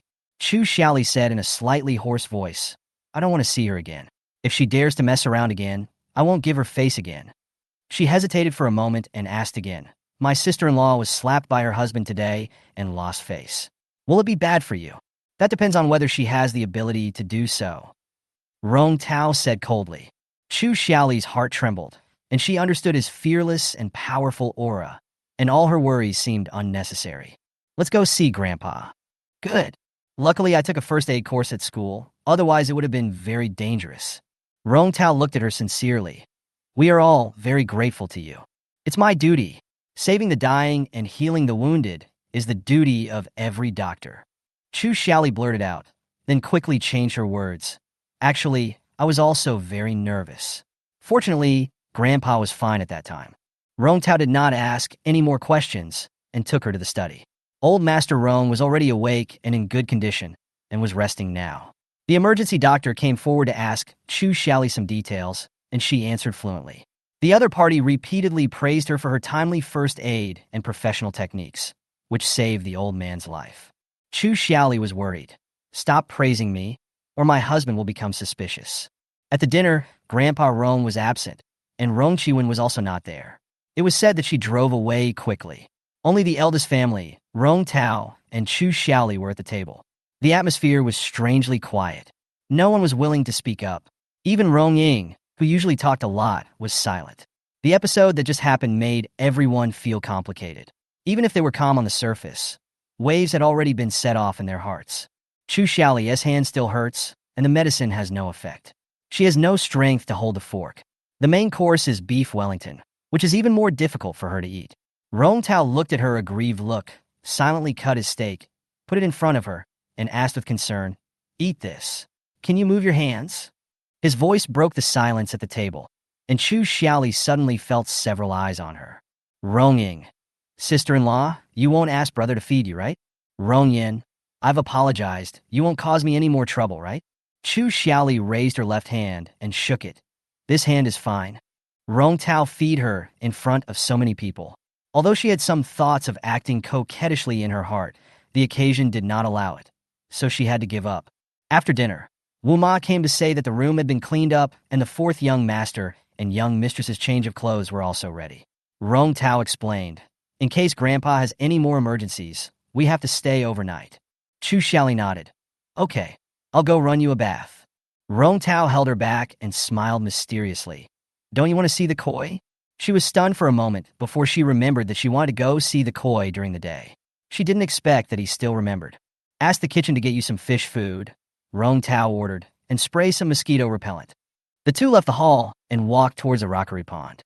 Rong Ying in the hall couldn't help but say to Rong Yin, "When fourth brother gets angry, he's even scarier than you. I heard that he forced my aunt to apologize, but she refused, and then my uncle-in-law actually slapped her to vent her anger. It's really unprecedented." Chapter 19, I'm definitely sweeter. Rong Yin recalled the scene with lingering fear. "I haven't been home for more than a year, and I didn't recognize Chu Xiaoli at the time. My aunt asked me to pull her, so I did it. Fortunately, I was able to restrain myself at the time." Rong Ying touched her chin and said with a half-smile, "After fourth sister-in-law came back today, she was a little different than before. I guess someone is backing her up, so she speaks with confidence." Rong Yin had served overseas for many years and had never seen Chu Xiaoli in person, only in photos. When they met for the first time today, she stared at him with such a sharp look, as if she wanted to tear him apart with her eyes. He wondered in his heart, would the fourth brother like this kind of personality? "Be careful, and don't make your fourth brother angry," Rong Yin warned. Rong Ying looked at him like a fool and said, "Second brother, you can't make fourth sister-in-law angry." Rong Yin, that seems to be true. He stood up and sighed. "I have a mission tonight and can't stay any longer. I'll go see Grandpa and leave." "Okay, I'll go read the script too." Chu Xiaoli stood beside the koi pond and threw the fish food in her hand into the water, which immediately attracted a group of koi to eat. She clasped her hands together and prayed silently. Rong Tao saw her closing her eyes and couldn't help asking, "Are you making a wish?" "Yeah." Chu Xiaoli nodded. "It is said that koi bring good luck. I see so many beautiful koi at once. Something good is bound to happen in the near future." Rong Tao looked at her with a gentle smile in his eyes. "Maybe you can make a wish." Chu Xiaoli's eyes lit up when she saw his smile. Rong Tao pondered for a moment, then shook his head. "I have seen the koi in this pond since I was a child. To me, they are not effective." He always believed that his fate was in his own hands. He didn't believe in God's will, but believed that man could conquer nature. He had no wishes in his eyes, only goals. He closed his eyes, and Chu Xiaoli didn't know if he really made a wish. She squatted down, put her hands on the armrests of his wheelchair, blinked and asked, "Do you believe in fate?" Rong Tao glanced at her and did not answer immediately. Chu Xiaoli added, "Some things are destined, such as the meeting of two people." Rong Tao's expression was very calm, and it was obvious that he did not believe in the so-called fate. "Then do you believe in the existence of parallel worlds?" she continued to ask. "Beyond this world, there is another world." Rong Tao frowned slightly and said seriously, "Perhaps it would be better to discuss this with a professor of quantum physics. I have a professor friend who I can recommend to you." Chu Xiaoli was speechless after hearing this and smiled awkwardly. "Oh no, I just said it casually." She understood that it would be difficult for Rong Tao to understand this fantastic idea for a while. After all, there was no consensus in the scientific community on this. "Let's go back. There seemed to be too many mosquitoes." Chu Xiaoli felt that there were more and more mosquitoes around. "Bitten?" Rong Tao asked. "I'll bite me and not you." Chu Xiaoli muttered, "I must be sweeter and taste more delicious." Rong Tao smiled softly, and under the cold moonlight, this smile seemed to instantly snatch away the brilliance of the stars, making everything around it seem dim. The Rong family's bedroom had been tidied up, and their clothes were neatly placed at the end of the bed.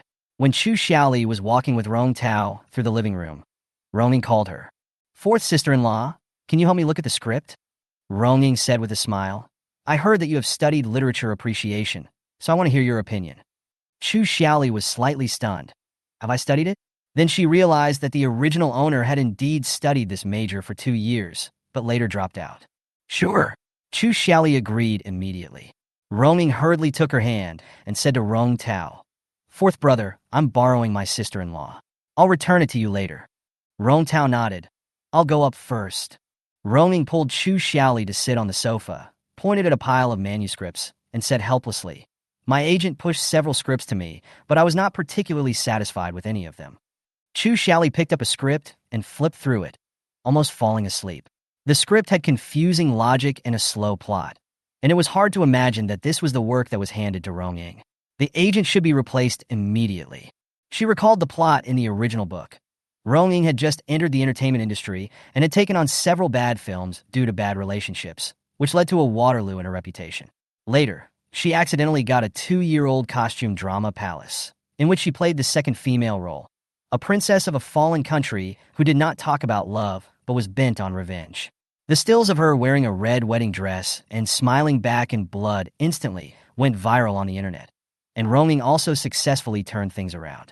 Chu Xiaoli quickly searched through the manuscripts, praying in her heart whether Palace Qing was among them. Sure enough, she saw the script. Her heart was excited. This script was supposed to appear in front of Ronging 2 years later, but now it is here ahead of time. She picked up Palace Qing and handed it to Ronging, her eyes firm. "This is it." Ronging took the script hesitantly, looked at Chu Xiaoli's serious expression, and said hesitantly, "I have read this script, but the heroine is a little love-minded. I am not optimistic about it. Besides, the investor has not been confirmed yet. It's a bit uncertain." Chu Xiaoli laughed in her heart.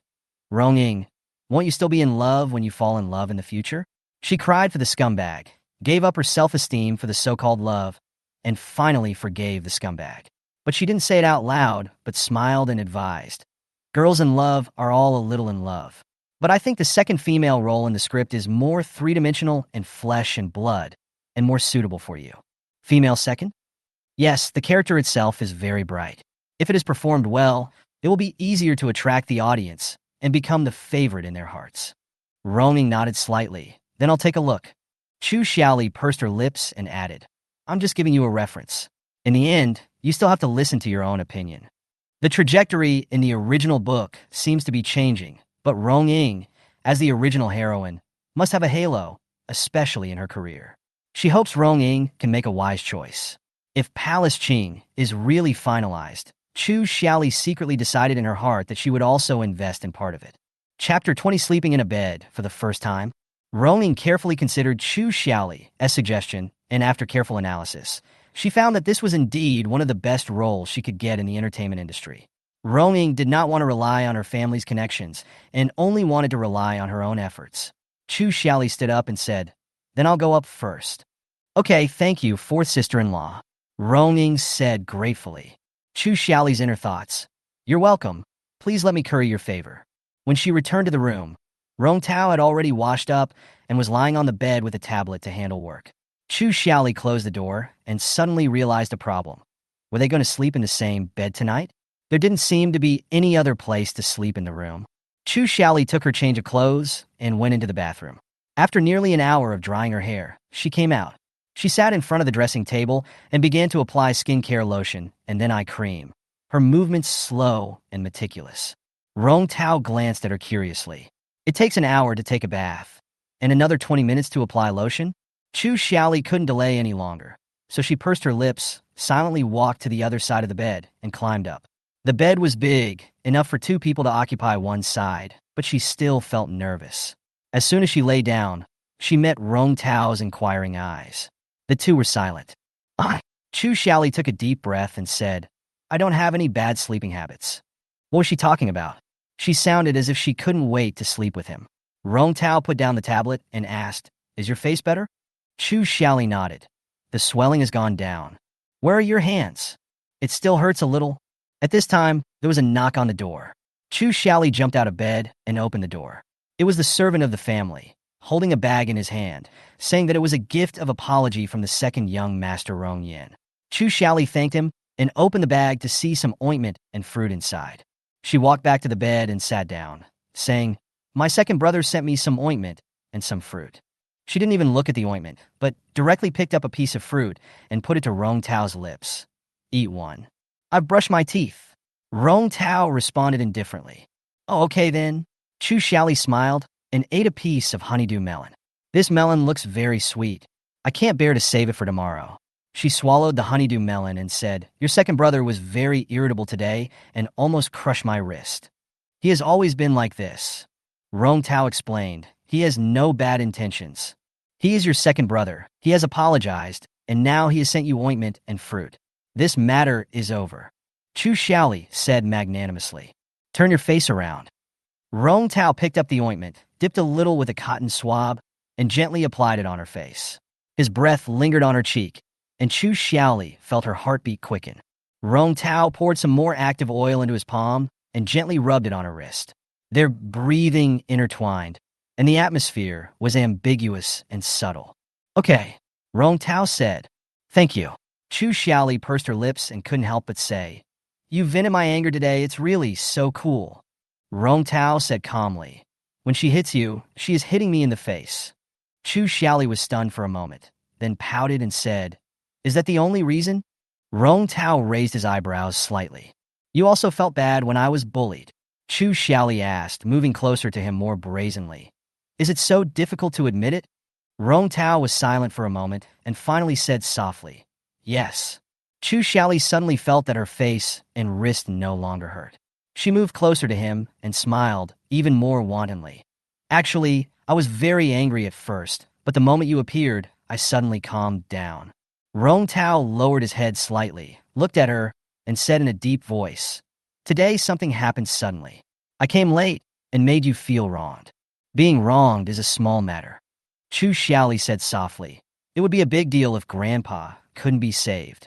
Thinking of the emergency situation at that time, she still felt a little scared. "The doctor praised your professional first aid skills." "I have learned it," Chu Xiaoli admitted frankly. "I actually know a little about medicine." Her eyes were burning and full of determination. "I didn't say anything when I said I could give you a massage," Chu Xiaoli said seriously. "Proper massage and stimulation may help your legs regain sensation."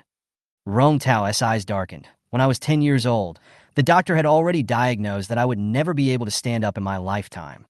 Chu Xiaoli stretched out her hand to cover his knee and said gently, "Science and technology are constantly developing. Maybe medicine in the future can solve this problem. Don't be trapped in the inherent thinking." Rong Tao stared at her, feeling an indescribable emotion in his heart. She was beautiful, intelligent, and thoughtful. He found that he was becoming more and more interested in her. "Your hand hurts. Don't move." Rong Tao stopped her and said calmly, "It's late. Go to bed." Chu Xiaoli turned around and picked up the water cup beside her, raised her head, and drank the water proudly. Her slender jawline drew a delicate arc under the light. Rong Tao looked at her and felt a little dry in his mouth for some reason. Chu Xiaoli put down the cup and saw a box on the bedside table. She thought it was chewing gum, so she picked it up and asked curiously, "Is this chewing gum? Why is it here?" Rong Tao recognized what it was at a glance and was about to speak to stop it, but Chu Xiaoli had already opened the box. She blushed all the way to her ears when she realized that it was not chewing gum. She hurriedly stuffed the box back, her face burning. "Ah!" It took her a long time to find her voice again. "Sleep, sleep." She raised her hand to turn off the light. In the darkness, the two of them breathed shallowly. Neither of them fell asleep immediately, but neither of them spoke again. After a while, Rong Tao suddenly said, "Chu Xiaoli." Her heart tightened. Calling her by her full name usually meant nothing good. "What's wrong?" she asked tentatively. Rong Tao paused and said hesitantly, "I am disabled. I may not be able to give you normal lovemaking in this life." Chapter 21, I Can Make Money. Chu Xiaoli has been single for more than 20 years. To talk about intimate contact with the opposite sex, holding hands can be traced back to kindergarten. Now, not only lying in the same bed with a man, he also said something that gave her time to think about it and finish thinking about the shy words. "It's impossible to pretend to be asleep. I should have known not to answer." Chu Xiaoli took a deep breath and quickly organized the appropriate language in her brain. I don't mind. Her face flushed, and she took a deep breath to calm herself down. I didn't think about that. I just wanted to take good care of you and fulfill my responsibilities to you. I was confused before, but I'm not the same person now. I also promised Grandpa today that I will always be on the same page with you and advance and retreat together. I'm not considering it now, but later. A fragrant hand reached out and covered his mouth, stopping him from saying anything more. Rong Tao was helpless. We'll talk about the future later. She was calm, her eyes shining like stars. Live in the present. It's hard to say whether his legs can recover in the future. Ying asked me to choose the script today, and I picked a role that suits her very well. It will definitely be a hit. Chu Xiaoli was afraid that he would bring up another topic that would make others confused about how to respond, so she quickly changed the subject. Rong Tao smiled and said, Rong Ying has been determined to join the film and television industry since she was young and win an international film award. I don't know if I can wait for this moment in my lifetime. Of course you can, Chu Xiaoli said with certainty. If Rong Ying can't win the Best Actress award, the entire setting of this world will collapse. What about you? What do you want to do? Rong Tao suddenly asked her in a gentle tone. Chu Xiaoli, I want to lie down and hug your thighs. In her previous life, she was a hard-working medical practitioner, busy from morning till night without any time to rest. Her talent and the lofty ideal of saving lives led her to this path. But since she has changed her starting point, she naturally won't want to go down the same repetitive path again. Life should be more colorful. She can use her prophetic investment in this world to become a financial sponsor. I want to take care of you. I want to be with him, tease him, and see him laugh. Simple, plain, and ordinary. The clear voice touched his heart gently, and a series of notes flowed out. Rong Tao asked gently, what about outside of this? Chu Xiaoli thought for a moment and said, I read Ying Ying's script today, and I think it has great commercial value. Rong Tao said calmly, the few films she has made since her debut have all suffered losses. Investors initially invested because of the Rong family's reputation. In the future, unless they want to legalize illegal funds, it will be difficult for anyone to continue doing charity. Rong Tao also speaks in a rather sarcastic way. Although what I said is true, Princess Ying Ying made her debut in a low-key manner and did not want to rely on her family.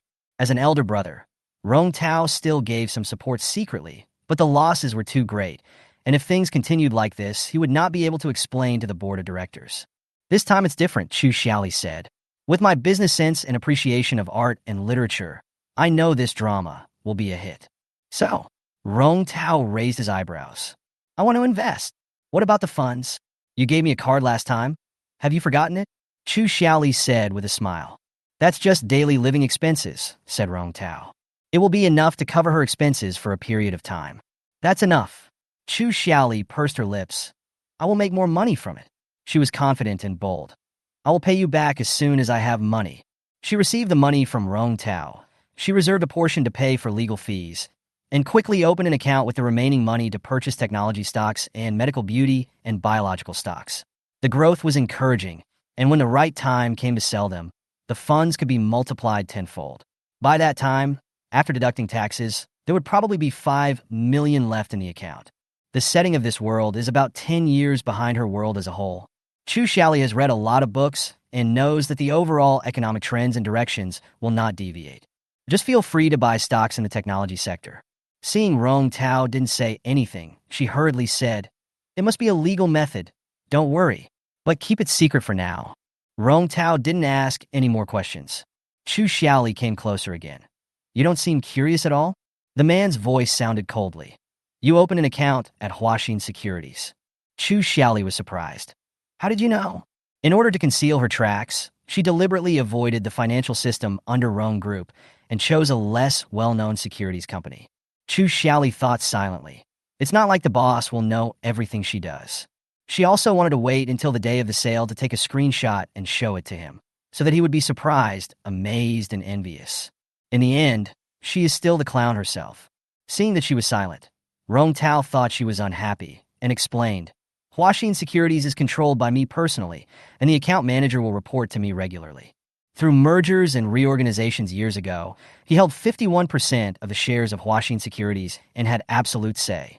These are his investments and acquisitions outside of Rong Holdings.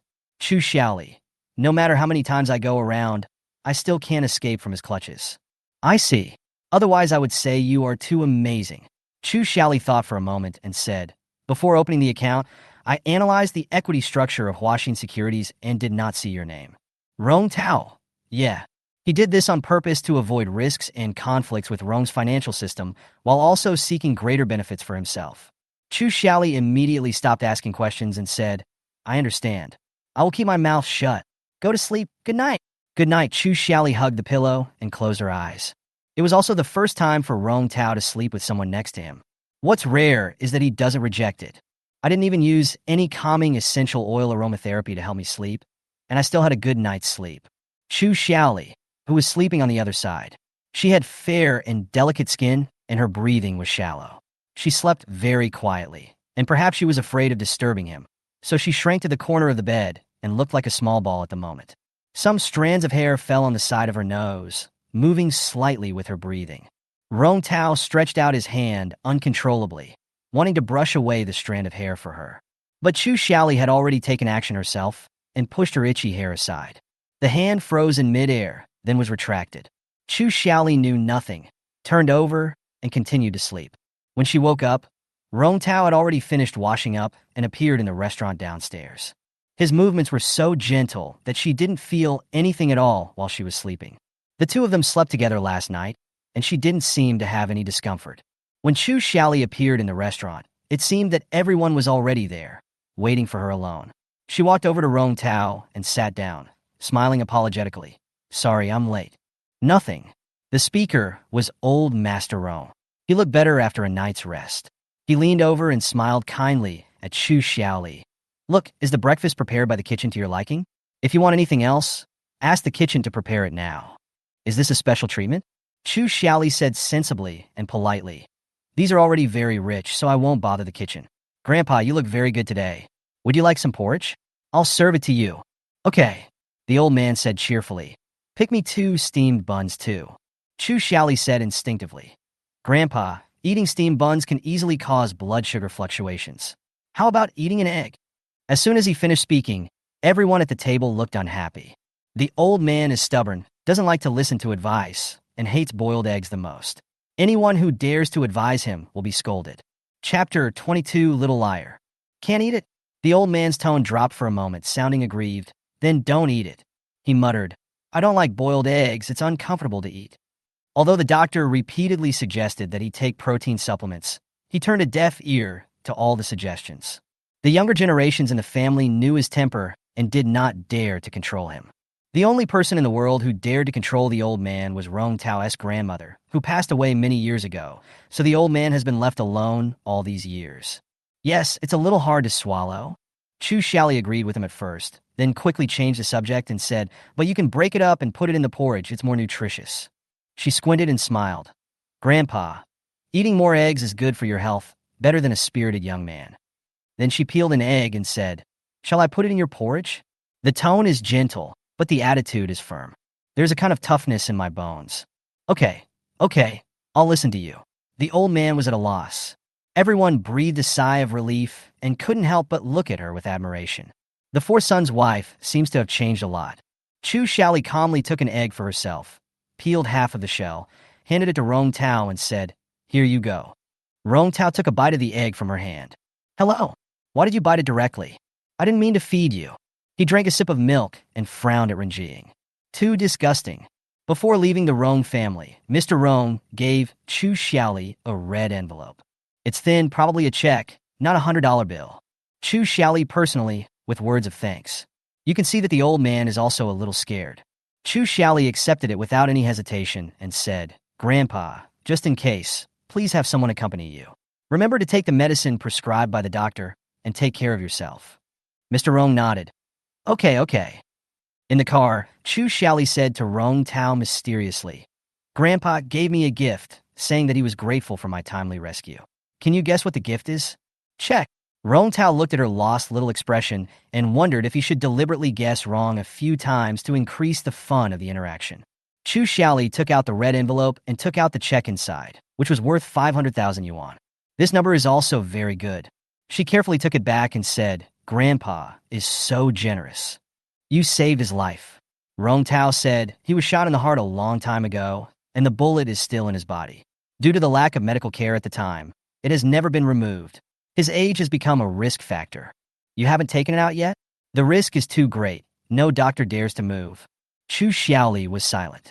Rong Jingting experienced many ups and downs in his early years, escaped death many times, and suffered countless injuries of varying sizes. When he was in Southeast Asia, he shook the status of the once dominant Yi family and also caused the loss of lives of Yi family members because of his maritime business. Therefore, there is a grudge between the Yi family and the Rong family. This plot was specially arranged in the original book just to torture the hero and heroine. Their relationship is full of ups and downs. Family hatred, mistress by Yue Guang, car accident, and miscarriage are all gathered together, which can be regarded as a wonderful drama of a wealthy family. Just as she was immersed in the original plot, my hand suddenly tightened. When she looked down, she saw Rong Tao's hand reaching out and pinching a corner of her red envelope. She subconsciously clenched it. Rong Tao didn't twitch, but raised an eyebrow. Who said that you should pay me back immediately when you have the money? Chu Xiaoli pulled her towards him and said weakly, in the future, okay. Her eyes blinked and her long, curly eyelashes fluttered, like a little deer, pitiful but cute. Rong Tao withdrew his hand, snorted softly, and murmured in an inaudible voice, "Little liar." After Chu Xiaoli returned, she found Dr. Walker's contact information from the document that Uncle Zhong had given her. She wrote to him anonymously, describing some methods for treating spinal nerve damage. These methods were advanced and extremely difficult. Doctors in the world today cannot reach this level, and it is not easy to understand them literally. After clicking send, Chu Xiaoli clasped her hands together. Hope to hear back. After dealing with the email, Chu Xiaoli's phone dinged. It is the news hotspots pushed by Daily Finance. The content is about the strategic reorganization of Yurong Group. Rong Tao went to the group to hold a board meeting this morning, probably to discuss the reorganization. Chu Xiaoli took some time to read it from beginning to end and quickly figured out the key points. Rong Tao will take over the hotel business because the group's hotels have suffered losses under the leadership of his uncle Rong Jiwen. Even so, it can be seen that the old man is very partial to his younger son, who is not very capable. Not only did he assign important real estate businesses to him, he also assigned him some financial businesses to manage. It can be said that these are easy projects that can make profits without doing anything. The hotel business, which belongs to the third-party service industry, will receive a large number of customer complaints, which is extremely tiring and thankless. It is also in a state of continuous losses, and it takes several times more effort to recover. It is not the core, profitable business of the group, and its revenue is limited no matter how powerful it is. On the surface, it is called training Rong Tao, but in fact, where can't he train? Chu Xiaoli held up her head, feeling that she had saved the old man in vain. She immediately opened the search interface and entered a few keywords. Yurong Group has been established for nearly 50 years and is a traditional giant enterprise. In recent years, it has been seeking innovation and breakthroughs in order to keep up with the pace of the times, so it has been constantly adjusting its organizational structure. 2 years ago, Yurong Electronics was established under the promotion of Rong Tao, but it was not optimistic and the lack of manpower caused the project to stagnate. But Chu Xiaoli knew that Rong Tao later relied on Yurong Electronics to bring the group to another peak. After all, technology is the primary productive force. The chip and semiconductor industry represents high-tech. I don't know if Rong Tao realizes it now. Maybe she could give a reminder. Thinking of this, she immediately opened the document and started writing the strategic plan. Rong Tao will be back at 9 o'clock. The servant said that the lady stayed in the study today and did not come down. She did not eat dinner either. She said she was not hungry after being asked several times. The food on the table was not touched. Rong Tao stared and said, "I'll go up and take a look." The study door was ajar. He raised his hand and pushed it open. A voice floated out, "Wait a minute. Leave it there for now. I'll go down by myself when I'm hungry." Chu Xiaoli was sitting at the desk, typing on the keyboard without even raising her eyes. She thought it was Xiaoye coming up again and spoke hurriedly, until she heard a clear male voice. "How long do we have to wait?" Chu Xiaoli looked up. Then I realized it was Rong Tao. I looked at the time again. It was 9 o'clock in the evening. She came to the study room at noon and sat there, almost never leaving except to go to the bathroom, working day and night to write her plan. Before I knew it, it was already so late. But I haven't finished writing my work yet. I'll write it tomorrow. His tone was inadvertently strong again. It's already 9 o'clock. Okay. Chu Xiaoli always gave in to him immediately. She rolled her eyes and raised her lips. Then you have to eat with me. If I don't come back, you won't eat? Rong Tao asked back. Chapter 23, Kiss and Run. I was so absorbed in my work that I forgot about time. She stuck out her tongue, feeling a little distressed when she saw the exhaustion and tiredness on his face. I know you're very busy today. I saw the news report. As soon as the words fell, the man's brows dimmed instantly. Chu Xiaoli pushed him downstairs and said the words of comfort she had been preparing for a while. Although the hotel business is a branch of the real estate industry, it is not easy to do it, especially now that the industry is saturated. It is a time to test your personal abilities. She glanced at him furtively, her expression not changing much. This was no consolation to Rong Tao. She changed the subject and said, the popularity of theme hotels and BBS has faded. Smart hotels are now on the rise. If Rong Tao can seize this opportunity, his hotel business may be able to overtake others. Rong Tao stared and looked at her involuntarily. These are not words that a 22-year-old girl with little experience in the world would say.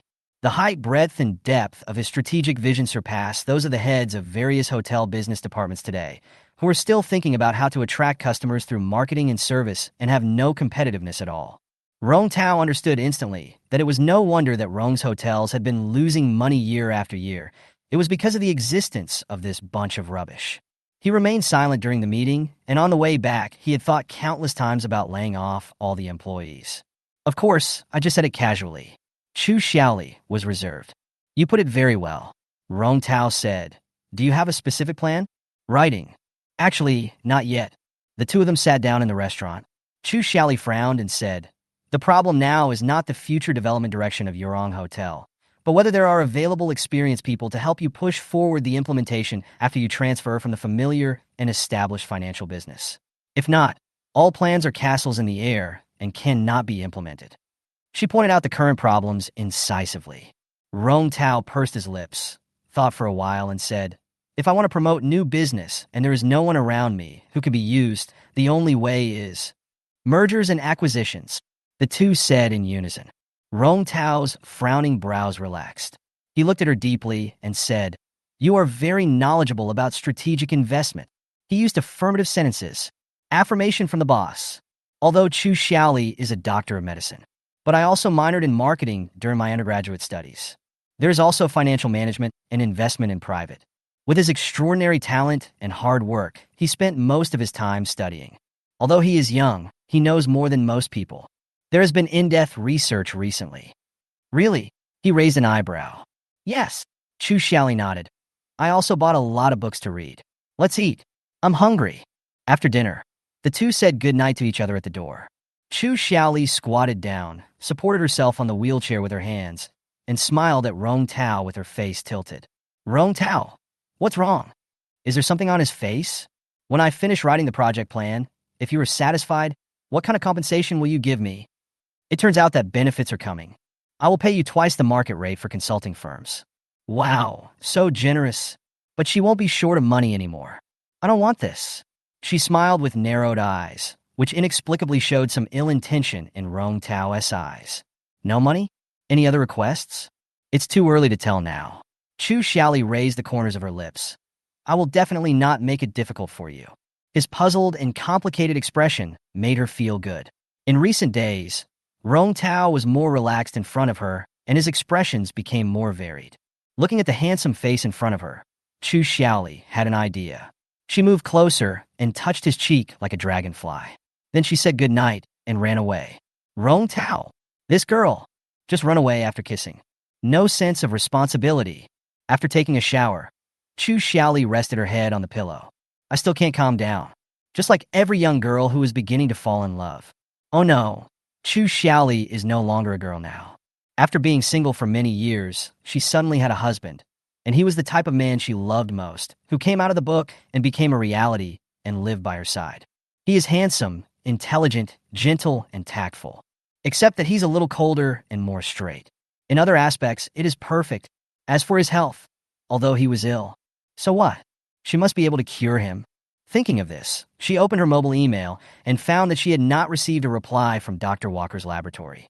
She has no friends in this world. So there is no one with whom to share these joys, sorrows, anger, and happiness. It's so suffocating.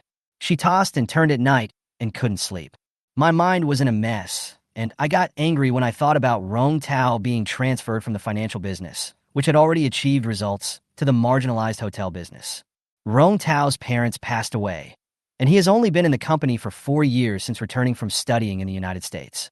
His foundation is still shallow, and his uncles and aunts are all tough guys. Although old Master Rong appears to be fair on the surface, Rong Tao is definitely not the one he favors the most. On the surface, it is called exercise, but in reality, it is more like punishment. Punish? This word was like a nail stuck in Chu Xiaoli's mind. Is it because that day at Chu's house, when he forced his aunt to apologize to her? I heard that Rong Chiwen cried and made a fuss after she returned and almost tried to commit suicide. And old Master Rong has always been clear about rewards and punishments. Chu Xiaoli sat up from the bed suddenly, and a thin layer of sweat instantly appeared on her back. In the original book, there was no plot about Rong Tao taking over the hotel business. Her arrival changed his original career path. At this moment, her sleepiness instantly disappeared. She got up, washed her face, and her mind gradually became clear. Now that things have come to this, there is no point in complaining. Survive in desperate situation. Turn the tide against all odds. That's what she should do now. It was 3 o'clock in the morning, and the light in the study was dim. Chu Xiaoli made herself a cup of very strong coffee without adding any cream or sugar. After taking a bite, her whole face wrinkled like a chrysanthemum. I'm relying on you to hold me up. She reached out and flicked the cup, muttering, I'm dreaming about the time when I was writing my doctoral dissertation. Now she is full of fighting spirit and confidence. I am determined to complete the strategic plan. It not only includes the project plan for Yurong Hotel, but also Yurong Electronics and Yurong's future strategic investment directions. China's semiconductor and chip development started late. There are only a handful of large-scale companies on the market now, and many of them are even OEMs. Even more are small companies that are almost on the verge of bankruptcy. Although it is not possible now, with the breakthrough of technological bottlenecks in scientific and technological development, this industry can be said to be the rising sun and beacon in the next few decades. If you can get on this train, you will control the lifeline of technology. Then he will not only be the richest man in China, but also the richest man in the world. When the time comes, Rong Tao's words will make the earth shake. Who dares to point fingers at him? The coffee in the cup gradually became empty, and Chu Xiaoli's eyelids were drooping. But the plan has not even been written halfway. Just lie down for a while, she whispered to herself. As soon as she lay down, she felt tired instantly and fell asleep. When she woke up the next day, she had a headache and a thin blanket appeared on her body without her noticing. Chapter 24. Of course my husband is spoiled. The thin blanket had a faint scent of cedar and mint, which was the fragrance of the shower gel that Rong Tao often used. When did he come? I didn't feel anything at all. Chu Xiaoli rubbed her aching temple, opened the document, and found that someone had already saved it. Did Rong Tao see it? But it's already 7 o'clock, and he should go to the company as he is busy with the recent organizational structure changes. After she finished washing up and went downstairs, Xiaoye picked up the express for her. She was tired and sweating. She wondered if her wife had bought a pile of bricks. Ma'am, I got your package back for you. Thank you. Put down the heavy ones first. They are all books. Xiaoye put the express box aside and said, Shall I open it for you? Okay, after you unpack it, put it on the bookshelf in my room. Xiaoye opened the books and saw that they were all books on neurology. She looked up at Chu Xiaoli and felt that she was more mysterious and unfathomable. Chu Xiaoli looked at her surprised expression and asked with a smile, Why do you look like that? These books seem very profound. Madam, do you know anything about medicine? Xiaoye asked in confusion. Look more and you will understand. Chu Xiaoli smiled cheerfully. But you can't understand it just by reading it. I can't remember it no matter how many times I read it. Chu Xiaoli patted her shoulder and said, That's because your talents are elsewhere. You are very good at cooking and storage. I don't know these things, and I still need to ask you for advice. Xiaoye blinked her eyes, deeply moved. Madam is so good at talking. It's really heartwarming. She decided to go to the temple to pray again this weekend.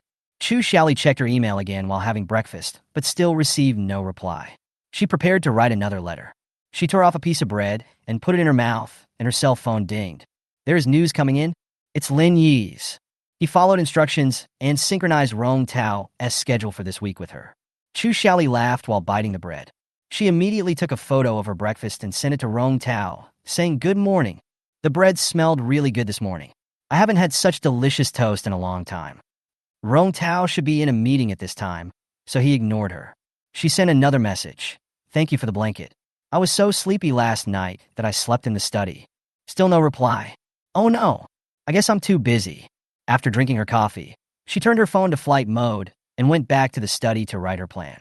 After the morning meeting, Rong Tao continued to process documents on his computer.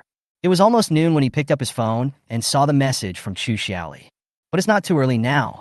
She posted only trivial things, and from these words one could seem to catch a glimpse of her smile. Innocent and naive. It's like the wind in spring, blowing the pink peach blossoms into bloom one after another.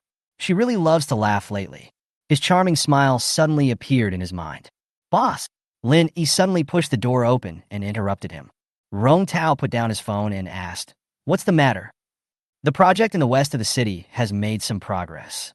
Lin Yi ran over to report, "But Mr. Shin still wants to talk to you in person. I checked my schedule, and I'm free at 2 o'clock this Sunday. How about we meet in your office?" Rong Tao nodded. "Let's arrange it." Lin Yi quickly entered the itinerary on the iPad and glanced at the president. There seemed to be a faint smile on his face. What good thing had happened? Otherwise, under normal circumstances, it would definitely not be so easy to talk to. Moreover, during the regular meeting in the morning, he did not get angry after hearing such an outrageous plan. He just said gently, "There are still some problems with the plan. We need to go back and improve it." He is so kind that it is unbelievable. Yesterday, everyone was still discussing behind the scenes that fourth young Master Rome was forced to take on a hot potato this time, and he would probably not be in a good mood for a few days. As a result, he didn't look like he was in a bad mood at all. On the contrary, he seemed quite happy. Is it because you know you can't resist, so you give up on yourself and hide your sadness with a smile? It's so sad. Chu Xiaoli finished writing a day's plan. When she freed herself from the computer, she remembered that her phone was still in flight mode. You will definitely miss a lot of news. Maybe Rong Tao replied a lot, and she didn't see it. Thinking of this, she immediately pulled out her cell phone. As a result, all new incoming messages are automatically pushed by the system. The conversation between Rong Tao and her still revolved around the sentence she sent. "This man, why doesn't he even reply to my message?" Chu Xiaoli. "For a moment I felt like no one loved me." Xiaoya brought her some iced mung bean porridge and said, "My husband said he will be back for dinner tonight." Chu Xiaoli. "Tell him he doesn't need to come back." Xiaoya panicked. Really? It's fake." Chu Xiaoli sighed and then thought of something else. "Did he send you a message?" Special Assistant Lin notified me. "All right, just think of him as busy." Chu Xiaoli scooped a spoonful of mung bean soup and exclaimed, "It's so delicious." She gave a thumbs up and said, "Xiaoya, when I'm done with this, I'll come to you to learn how to cook." Xiaoya. Okay. When Xiaoya turned around and prepared to leave, Chu Xiaoli called her. "Wait, are you going downstairs to prepare dinner?" Xiaoya turned around and nodded. "Yeah, I'll go with you." Chu Xiaoli stood up from the computer. "Have you finished writing the plan?" "No, leave it there for now." She walked over to Xiaoya and said, "I'll watch you cook, learn from you, and cook for Rong Tao in the future. You are very kind to the gentleman. He's my own husband." Chu Xiaoli sighed inwardly. Although he doesn't reply to messages or say sweet words, she still has to pamper him. When Rong Tao got home in the evening, he saw the dining table filled with many exquisite dishes. "These are all mine."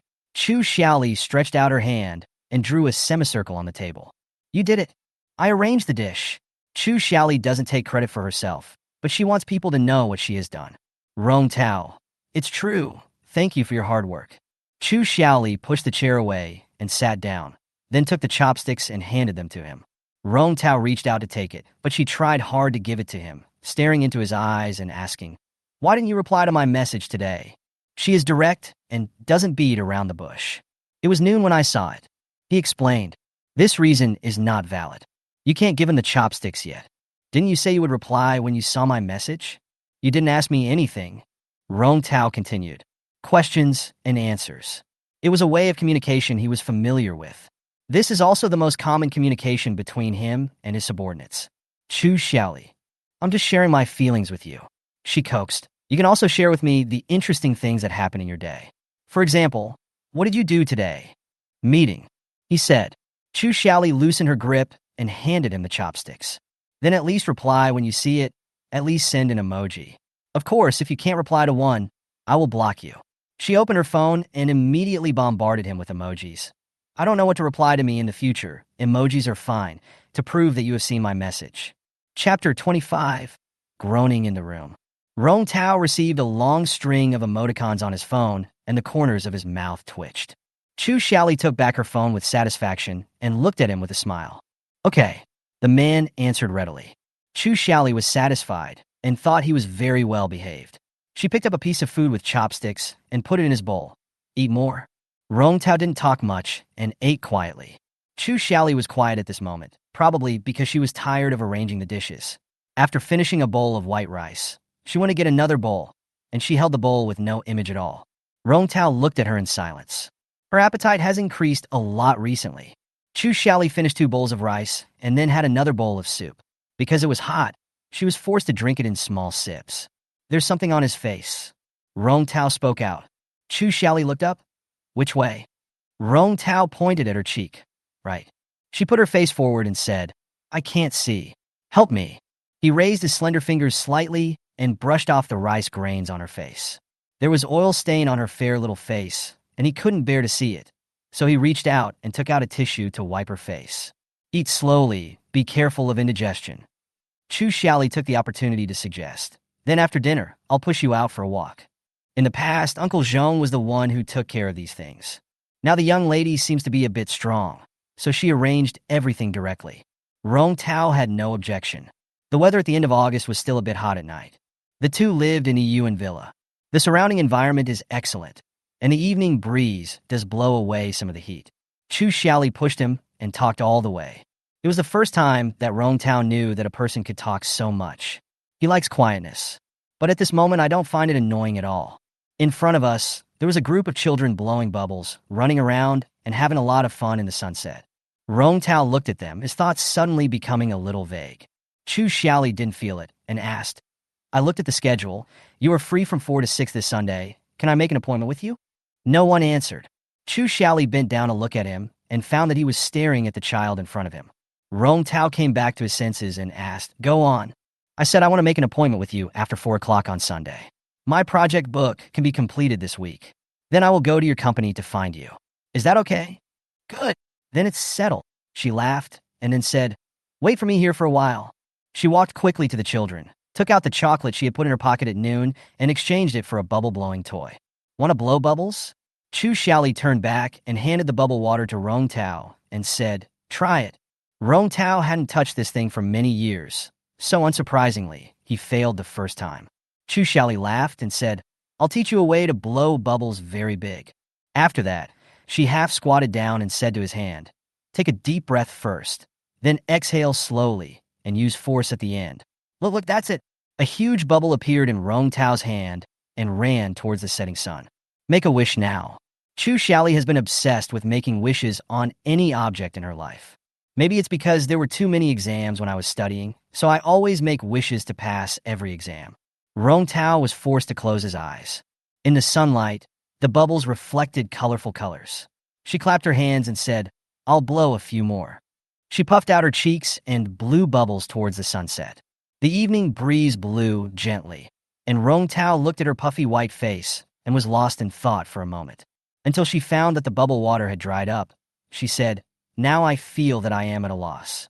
I exchanged a large piece of chocolate for such a small amount of bubble water, and only half of it was blown. If I had known, I would have given the child half of the chocolate. I was too honest at that time. They just went out together. Rong Tao, unable to answer the call. In the evening, after taking a shower, Chu Xiaoli lay on the bed. She took out her cell phone and found that the lawyer had sent her a message. Said the statement had been prepared. In addition, the medical examination report and mental damage compensation have been prepared for her. He is worthy of being recommended by Rong Tao. Careful and appropriate. She didn't even go to the hospital, but she was able to get the medical report directly. Chu Xiaoli lay on the bed with her legs crossed and looked at it. I took a screenshot, circled it, and sent it to the lawyer, saying, 50,000 is too little, maybe 200,000. The other party wiped his sweat and explained, 50,000 is reasonable. You don't need to be reasonable with those people. Chu Xiaoli said, they think 50,000 is too expensive, and they will definitely bargain with you. You can just offer 200,000 and drive them crazy. If you get the chance, you have to blackmail them.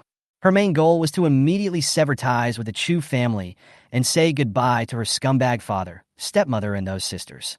If the Chu family is entangled in compensation, then naturally they will not have much energy to focus on other matters. The other party quickly sent the revised statement. Chu Xiaoli read it carefully again under the light, and after confirming that it was correct, she asked the lawyer to send it directly to Chu Guofeng's office. By the way, how can I pay you for the consultation? Mr. Rong has already been married. Oh. Chu Xiaoli raised her eyebrows. She sat up straight, his handsome but stern face appearing before her eyes. He supported severing ties with the Chu family. He even helped a lot. He must have made up his mind to deal with the Chu family. Because Chu Guofeng was not honest in the business world, it seemed that his in-laws were trying to trip him up behind his back. Rong Tao cannot tolerate deception and going back on one's word. Thinking of this, Chu Xiaoli suddenly felt something was not right. It seems that the predecessor of this body of mine also did a lot of deception and going back on his word. The boss didn't say anything. As for the heart, but recently, he seemed to be quite nice to me, and the Rong family also chose to protect me that time. Don't think too much. It's okay to live in peace. And Rong Tao probably doesn't have any interest in romance. After all, the original book is all about career. Is there not even a trace of feelings? Chu Xiaoli muttered to herself. She tilted her head and sighed, then picked up the newly bought book on neurology from the bedside bookshelf and started reading. After reading halfway, she carefully took out the set of gold needles she had just obtained, took one, and placed it in front of her. Under the light, the needle tip reflected a cool light. Rong Tao woke up in the middle of the night and checked the time. It was 3 o'clock in the morning. I wonder if she is asleep? She was still in the study working on her plan. It's hot on a midsummer night, so the air conditioner is on all night. She fell asleep on the table again, and sooner or later, she would catch a cold. Rong Tao turned over, thought for a while, turned on the light, got up from the bed, moved to the wheelchair, covered his legs with a thin blanket, and slowly slid out the door. To get to the study, you have to pass through Chu Xiaoli's bedroom. There's a light on inside. Is she still awake?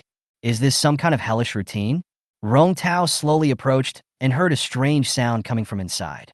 His like a groan of pain, with some suppressed, low sobs. Chapter 26 sitting on his lap. Chu Xiaoli is giving herself an acupuncture injection. Her master Lin Xian shared his experience with his disciples after curing the president's legs. The first step was to use ancient acupuncture to stimulate the patient's leg nerves and restore some of his stress responsibility. The ancient Chinese art of acupuncture has actually been slowly lost. But fortunately, there are still people who have passed down these traditions. Chu Xiaoli mainly studied Western medicine clinical practice, but she also knew the profoundness of Chinese medicine, so she asked her master to teach her acupuncture. Her fingers quickly touched her thigh. She burned the needle tip over the alcohol lamp, and then inserted the needle into the acupuncture point. Hiss! She gritted her teeth. It hurt a lot here, and her nerves reacted violently. Chu Xiaoli marked this place with a red dot and took a tissue to quickly wipe away the overflowing blood. There was a knock on the door. She was so startled that she almost knocked over the alcohol lamp. She promptly put on the alcohol cap and put away the needles, but accidentally dropped the book on the ground. There was a loud bang. The door was pushed open. Chu Xiaoli hurriedly covered herself with a quilt. Aren't you going to sleep yet? Immediately. Why are your eyes so red? Her mind raced, and she suddenly sniffed, her voice choking. I'm reading a novel. It's killing me. He is smart and able to adapt to changing circumstances. The Oscars owe her a statuette. His suspicious eyes narrowed slightly, and Rong Tao smelled a faint scent of alcohol in the air. Chu Xiaoli quickly asked back, Why haven't you slept either? Did you come to see if I slept?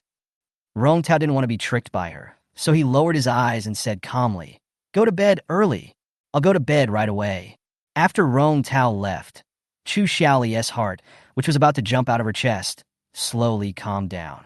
She was not completely sure now and would not mention this matter to Rong Tao easily. First, she did not want to arouse more suspicion, and second, she did not want to give him hope and then disappoint him. There were waves of numbness and pain in my knees. The reaction here is most obvious. It also matches what Lin Xian said before. Therefore, more stimulation can be added to this area in the treatment plan. When Chu Xiaoli woke up the next day, Both her legs were numb. The moment she got up, she knelt down from the bed. At least there was a little white mouse in front to protect her. Now she herself is the guinea pig. She used herself to test the injection, and I'm afraid it won't be long before she will have to use herself to test the medicine. Chu Xiaoli finished washing up by propping herself up on her two legs, and when she stood at the stairs, she almost fell down. She carefully held the handrail and walked downstairs. Xiaoye, come and help me, quickly. Xiaoye hurried over. What happened to your legs? A voice sounded from the side. Rong Tao didn't leave and was still at home. Chu Xiaoli turned her head away, unable to hide her surprised expression. His eyes fell on her legs. It's numb. She coughed. Concealment, guilty conscience. Xiaoye helped her sit down and asked her carefully if she was okay. Chu Xiaoli raised her eyebrows and said, What's the matter? I've been squatting for a long time, so I just need to take a break. She turned around and asked Rong Tao, Aren't you going to the company? Her eye sockets were full of red bloodshot. No. Then let's have breakfast together. I have eaten. It's already 9 o'clock. Chu Xiaoli drank the century egg and lean meat porridge in silence. As she sat there, she felt the numbness in her legs getting worse. The subtle pains went straight to the top of my head. So much so that the hand holding the spoon almost trembled. Rong Tao is not someone who is so easily fooled. While she was eating breakfast here, he was looking at documents on a tablet on the other side. Chu Xiaoli, why don't you go to the company today? Finally, she gritted her teeth, stood up, and after taking 2 steps, she felt her legs become weak, as if she were stepping on cotton. She couldn't find a center of gravity, and without the support of gravity, her body quickly fell to one side. Chu Xiaoli reacted quickly and quickly supported herself on the table with her hands. In a flash, someone came from behind and caught her. His hand loosened. Chu Xiaoli sat directly on Rong Tao's lap. His brows were furrowed tightly. What happened to your legs? It's not my legs, Chu Xiaoli argued. My head, I feel a little dizzy. She immediately rubbed her temple and said, Oh, I suddenly have a headache. It must be because I read novels too late last night and didn't sleep well. The more you try to hide something, the more obvious it becomes. She didn't even dare to look Rong Tao in the eye, until a hand came to rest on her knee. Rong Tao to be there when she came down, so she came directly in a suspender nightgown.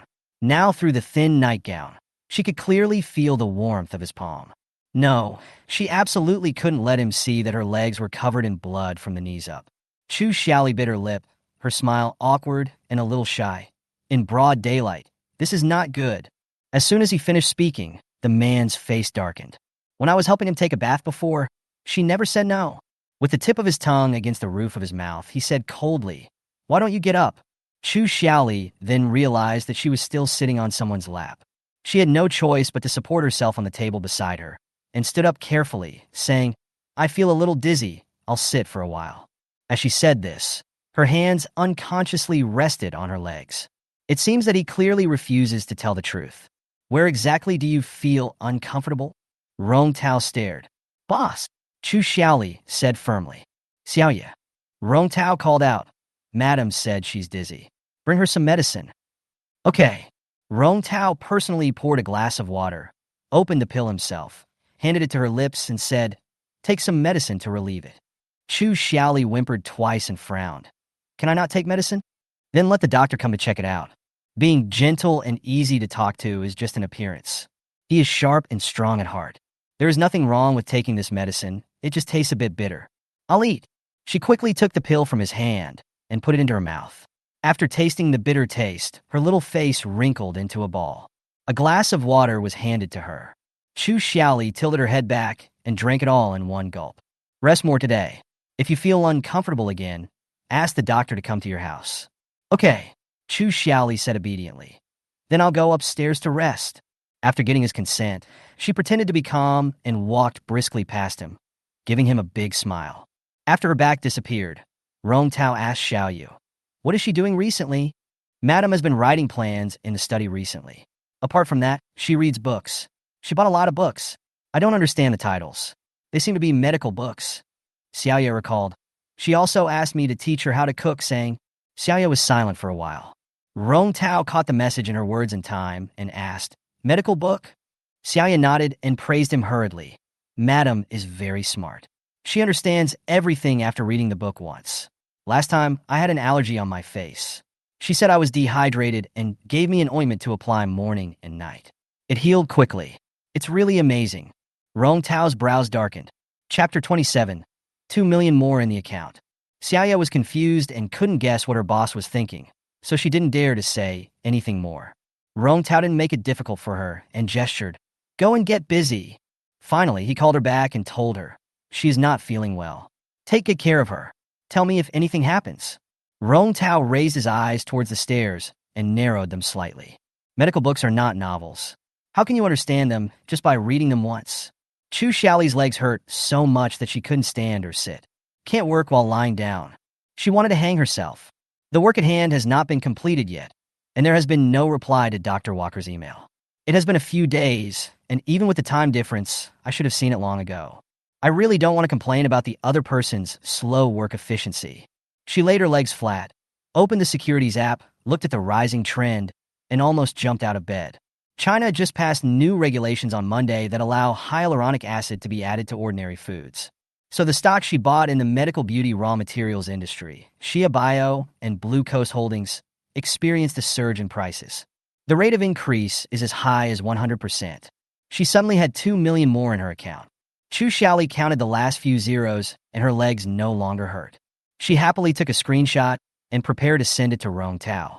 Think about it for a moment. He had asked him to pay back the money immediately. Not yet. Let's talk about it when we have more money. The cell phone rang at this moment. It's an unfamiliar number. Chu Xiaoli picked up the phone. "Hello. Excuse me. Are you Miss Chu Xiaoli?" "It's me. I'm Lu Ping, the director and producer of Palace Qing. I saw your private message, so I called you. Our project is temporarily suspended. Thank you for your kindness. I'm sorry to inform you of this." What's going on? She was just planning to use the money from selling stocks for investment. Just stop? Chu Xiaoli had left him a message before saying that she wanted to invest, but he just thought it was just a small investment of a few 100,000 yuan who wanted to get a piece of the pie. Because the largest investor withdrew and the project failed, out of responsibility, he still called Chu Xiaoli in person to inform her. Lack of funds. The other party was a little embarrassed and didn't want to say anything. "You tell me how much is needed, and I will invest the withdrawn part." When Lu Ping heard the voice of a little girl and such an inflated tone, his 30 years of life experience were refreshed. 5 million? Is that enough? If not, I'll invest more. Lu Ping. In a word, please don't waste time. May I ask? Lu Ping said hesitantly. How did you come up with the idea of voting for our crew? That's a later story. Chu Xiaoli was speechless. If possible, we can meet and discuss in detail. Then I can answer all your questions. If not, okay, are you in Kyoto? I'll come see you as soon as you're free. I'm resting because my legs hurt. Let's do it this Sunday. Okay, on your own time.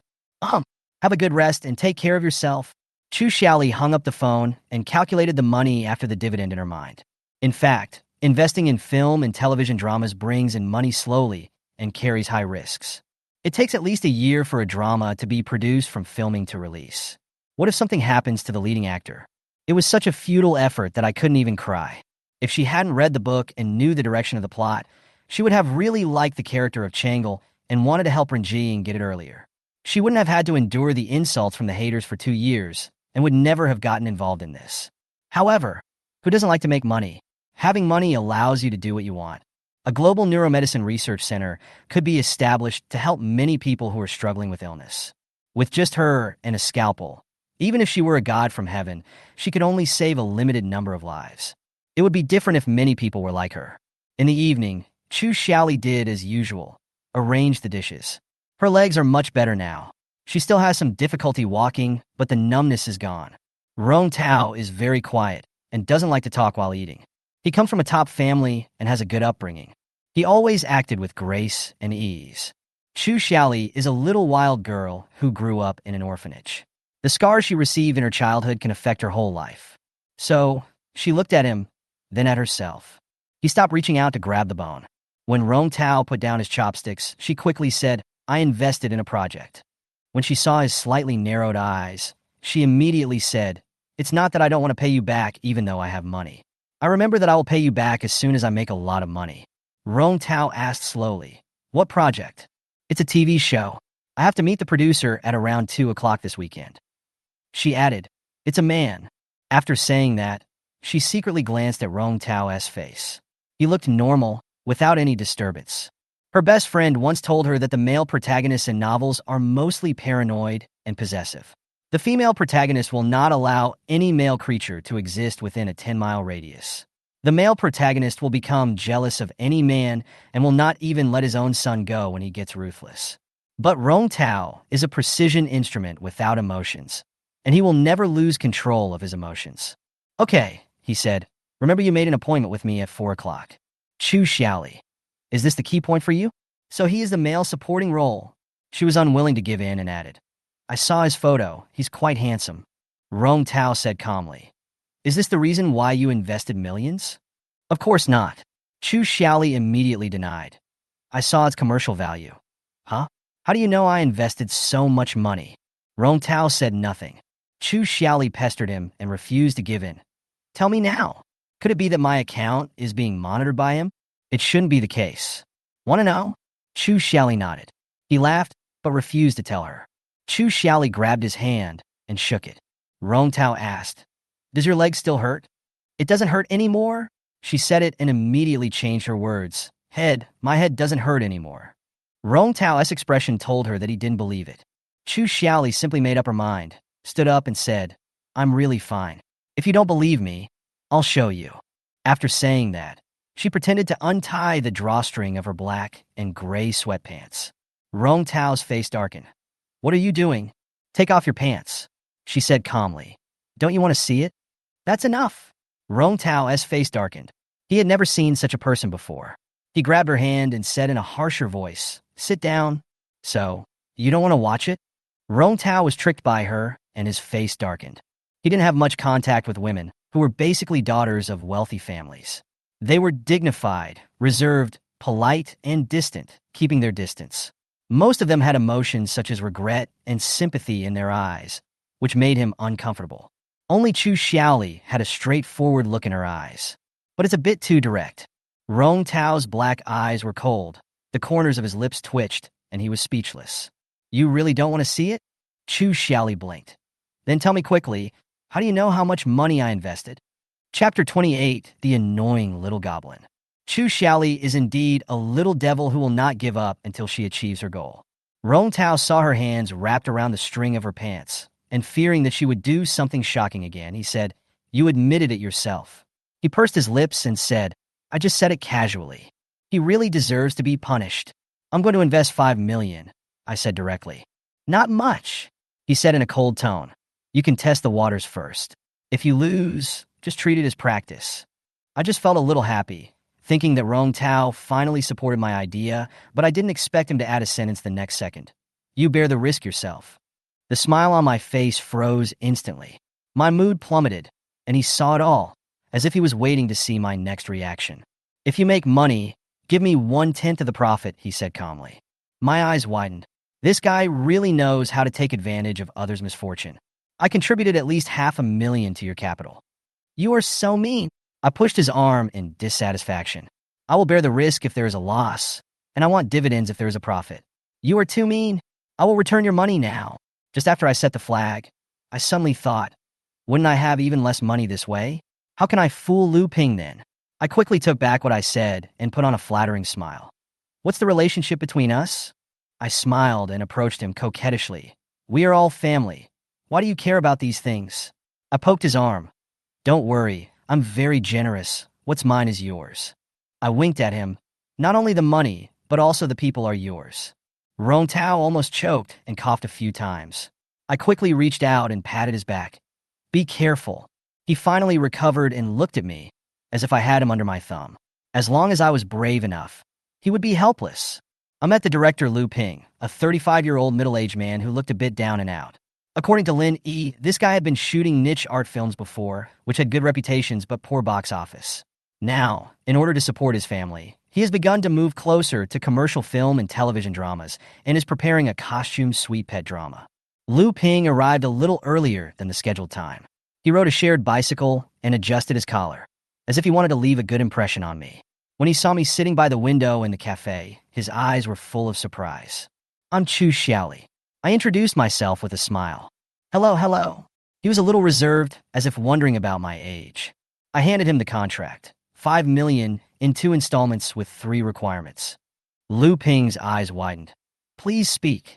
First, my name is written as the chief producer of the project. Second, I get to choose the leading actor. Third, dividends are distributed according to the investment ratio, and no other funds are allowed to be injected.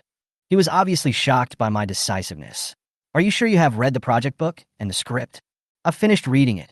He hesitated and looked through the contract. Regarding the casting of the male and female protagonists, it can be considered.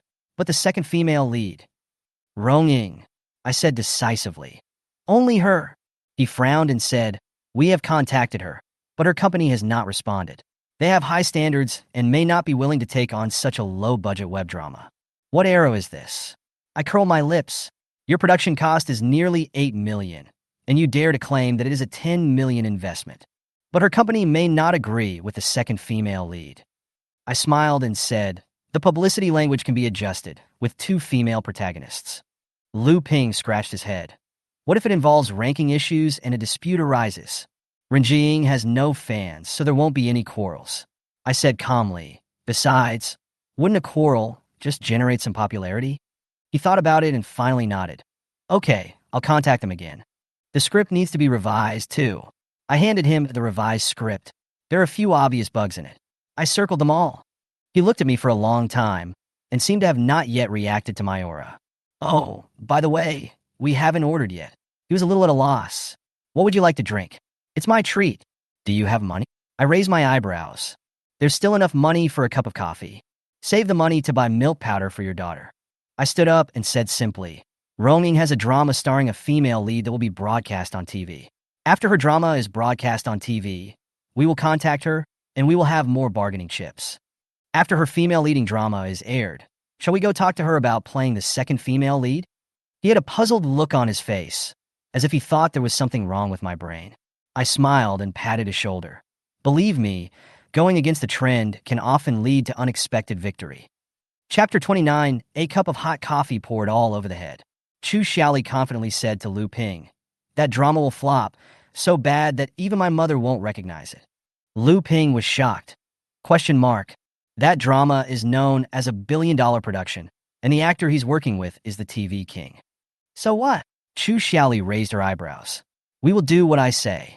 Do as I say, and don't have too many questions. Lu Ping swallowed and had to compromise. Okay. Chu Xiaoli waved her hand. Bye. Tell me if there is any progress. Looking at her leaving figure, Lu Ping wiped the sweat from his forehead. Why do I feel a little stressed? Wait, how did she know that I have a daughter? Thinking of this, Lu Ping broke out in a cold sweat again. Chu Xiaoli was picked up by Rong Tao as driver the whole time, and the car stopped at the Yurong Group's park. Rong Tao's office is located on the 36th floor of Building A. When Chu Xiaoli entered the revolving door, a secretary named Chun from the president's office came to greet her. He was gentle and polite, and always kept a professional smile. Madam, please wait here. Secretary Chun looked at his watch and signaled through the glass door with his eyes. Boss's meeting has just started. You may need to wait a while. Otherwise, I will take you to the company campus. Chu Xiaoli arrived at 2:30. She shook her head and said with a smile, thank you, but it's okay. But I still need to trouble you for something. Please go ahead. Chu Xiaoli took out a USB drive and handed it to Secretary Chun. Can you print a document for me? Secretary Chun was stunned for a moment, then nodded. Okay, please wait. She quickly printed out the document, which was more than 80 pages long, and put it in a file bag. She then thoughtfully made a cup of coffee and brought it in. If you need anything, you can always call me. Chu Xiaoli thanked him politely. Thank you for your hard work. After Secretary Chun left, the smile on her face disappeared instantly. She quickly took out her phone, turned to the CEO's office sisters group, and typed frantically. I saw it. She is really young and beautiful, with super good skin. She looks like a college student, and she feels like the girl next door. Wow. How about I go upstairs and bring a cup of coffee to the lady? I've already sent it. Don't bother her. Okay. Chu Xiaoli put the coffee aside, took out the printed document, and began to make careful comments. Suddenly, the wind chime on the door rang, and someone walked out of Rong Tao's office. Go pour 4 cups of coffee, all with ice. Mine is half sugar and no cream, and the rest is as normal. A woman's voice was cold and arrogant. Chu Xiaoli was focused and didn't react at all. Didn't you hear? The woman frowned unhappily. Chu Xiaoli looked up and saw Shun Yunshu's cold face. Are you talking to me? Chu Xiaoli asked with raised eyebrows. Apart from you, is there anyone else here? Shin Yunshu smiled disdainfully. Chu Xiaoli lowered her head again and continued to annotate the documents. Don't you understand Chinese? Shin Yunshu's tone became more and more sharp. Go pour it yourself. Chu Xiaoli's eyes never left the document. Shin Yunshu sneered and frowned. Are you new here? Who is your boss? What's your employee number? I don't care who you are. This is what your president wants. Go and pour it out immediately. Chu Xiaoli scratched her ears. The woman's voice made her feel very noisy. At this moment, the door opened again. Secretary Chen came in, bowed and asked, Ms. Shun, do you want some coffee? I'll make it. Let her go. Shin Yunshu pointed at Chu Xiaoli. Secretary Chen looked embarrassed. How could he dare to let the president's wife pour coffee? Miss Shun, I'll go. Shin Yunshu insisted. Why? She can't be ordered around. Chu Xiaoli stood up and smiled faintly. Are you sure you want me to go? Shin Yunshu thought she had compromised and raised her eyebrows proudly. Of course. Okay, as long as you're not afraid of me spitting in your coffee, Chu Xiaoli said with a smile. Shin Yunshu's face froze instantly, and finally Secretary Chun went to make coffee. Chu Xiaoli sat down again and continued to annotate the documents. Shin Yunshu stared at her and suddenly changed his tone. Are you brother Tao's friend? Why have I never seen you before? Chu Xiaoli replied without even looking up. I'm not his friend. I have known him for more than 20 years, and we even studied in the United States together. Shin Yunshu said with unintentional pride. I know everyone around him. Chu Xiaoli laughed softly. Oh. Secretary Chun came in with coffee and put it on the table. Shin Yunshu picked up a cup and suddenly said, ouch, and let go, and the hot coffee spilled out. Secretary Chun was afraid that it would burn Chu Xiaoli, so she quickly tried to stop it, but the coffee still spilled on the document that Chu Xiaoli had just annotated, and she herself was burned.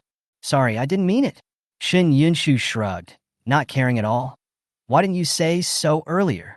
Secretary Chen's eyes turned red instantly, but she endured the pain and said it was okay. Chu Xiaoli stood up and took Secretary Chen's hand to see that it had blisters. She calmed down and immediately asked Secretary Chun to flush the burn with water. Then, she found the burn medicine, alcohol, cotton pads, and iodine from the medicine box and asked Secretary when to find an acne needle. After Secretary Chun came back, Chu Xiaoli first disinfected it with iodine and then wiped the needle with an alcohol cotton pad. It will be a little painful, bear with it. She quickly popped the blister and applied ointment. Be careful not to touch water these days and apply the ointment on time. Don't worry, it won't leave scars. Secretary Chen nodded gratefully. Thank you. Chu Xiaoli looked at her and asked, Who is that woman? She is Shun Yunshu, the daughter of Xinzhou, the chairman of Huifeng Real Estate. Chu Xiaoli sneered. This character, who didn't even deserve a name in the original book, wanted to put on airs in front of her. At this time, Shin Yunshu pushed open the glass door and walked out.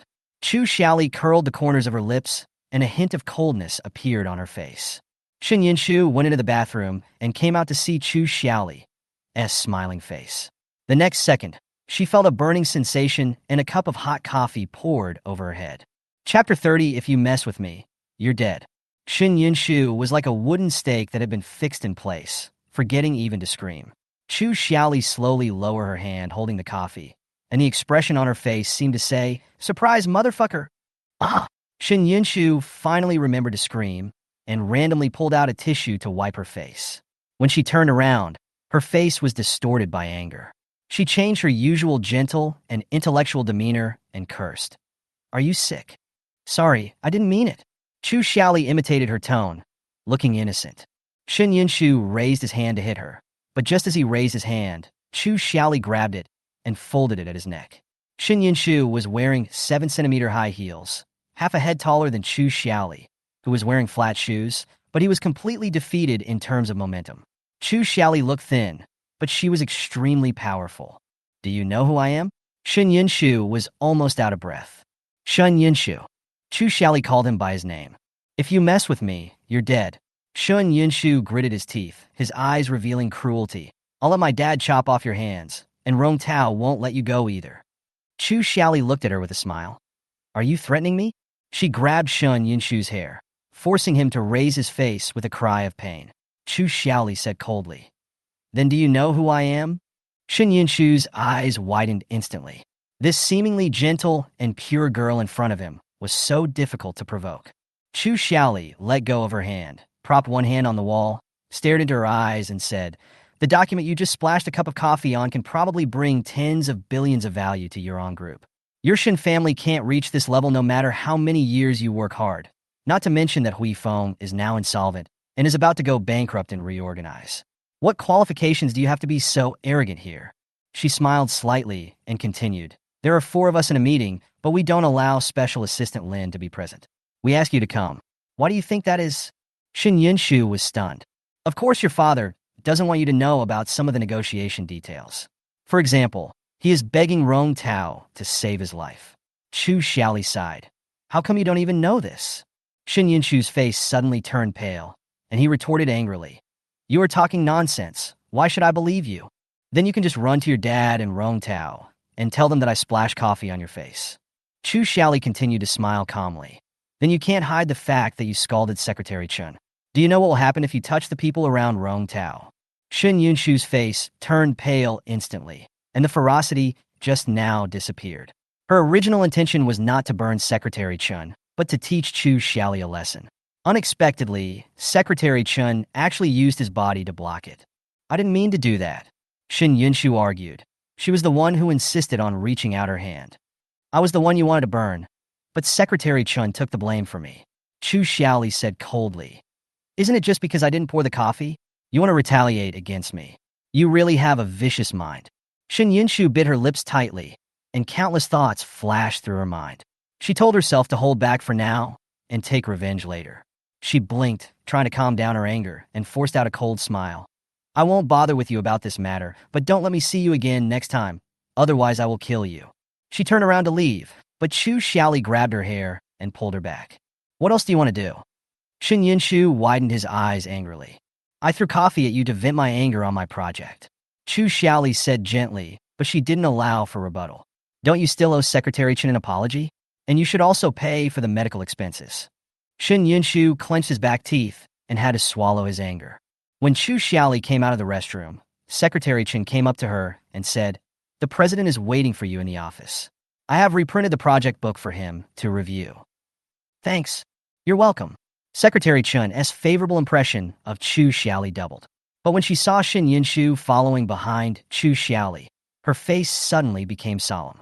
"By the way," Chu Xiaoli pulled Shin Yinshu in front of Secretary Chen. "Ms. Shun wants to compensate you and apologize." Secretary Chen was stunned, looking at Shin Yinshu, who was covered in coffee stains, and was at a loss as to what to do. Chu Xiaoli looked at the time, and it was already 4:15, so she said, "I'll go in first." She knocked on the door and walked into Rong Tao's office. What she saw was a man sitting at a black wooden table with a focused expression, a high nose bridge, and thin lips tightly pursed. Men who work hard are indeed the most handsome. Chu Xiaoli walked over quietly. "Hey, here I come." Rong Tao raised his eyes and glanced at her. "Sit down first, I'm watching." It was obvious that Rong Tao was carefully reviewing her proposal and even made detailed comments and marks with a pen. Chu Xiaoli smiled and said, "Then I'll go around." She looked around Rong Tao's private office and found that the decoration style was similar to that of her bedroom at home, with black, white, and gray as the main colors. The bookshelves were filled with all kinds of books, and the floor-to-ceiling windows behind it overlooked the entire river view. "There are fruits on the table," Rong Tao said casually, "and there are snacks under the bookcase." Before she finished speaking, Chu Xiaoli had already walked to the bookcase, squatted down, and began to look for snacks. Her movements were quick. Rong Tao laughed and continued to read her proposal. He raised his head and looked at her back as she searched for snacks, feeling a little emotional. This girl looked so cute, but she was able to write such an exquisite business strategy plan, which almost coincided with his ideas. "What do you want to eat?" Chu Xiaoli turned around and asked, holding a bag of nuts. "I don't like snacks," Rong Tao said lightly. "Then, I'll eat it myself." Chu Xiaoli opened a bag of nuts and walked to his side. She handed a cashew nut to Rong Tao's lips. "Come on, open your mouth." Bang! At this moment, the door of the office was suddenly pushed open, and Secretary Chen's voice followed closely. "Miss Shin, you can't go in." Chapter 31. Brother Tao. I want her to apologize to me.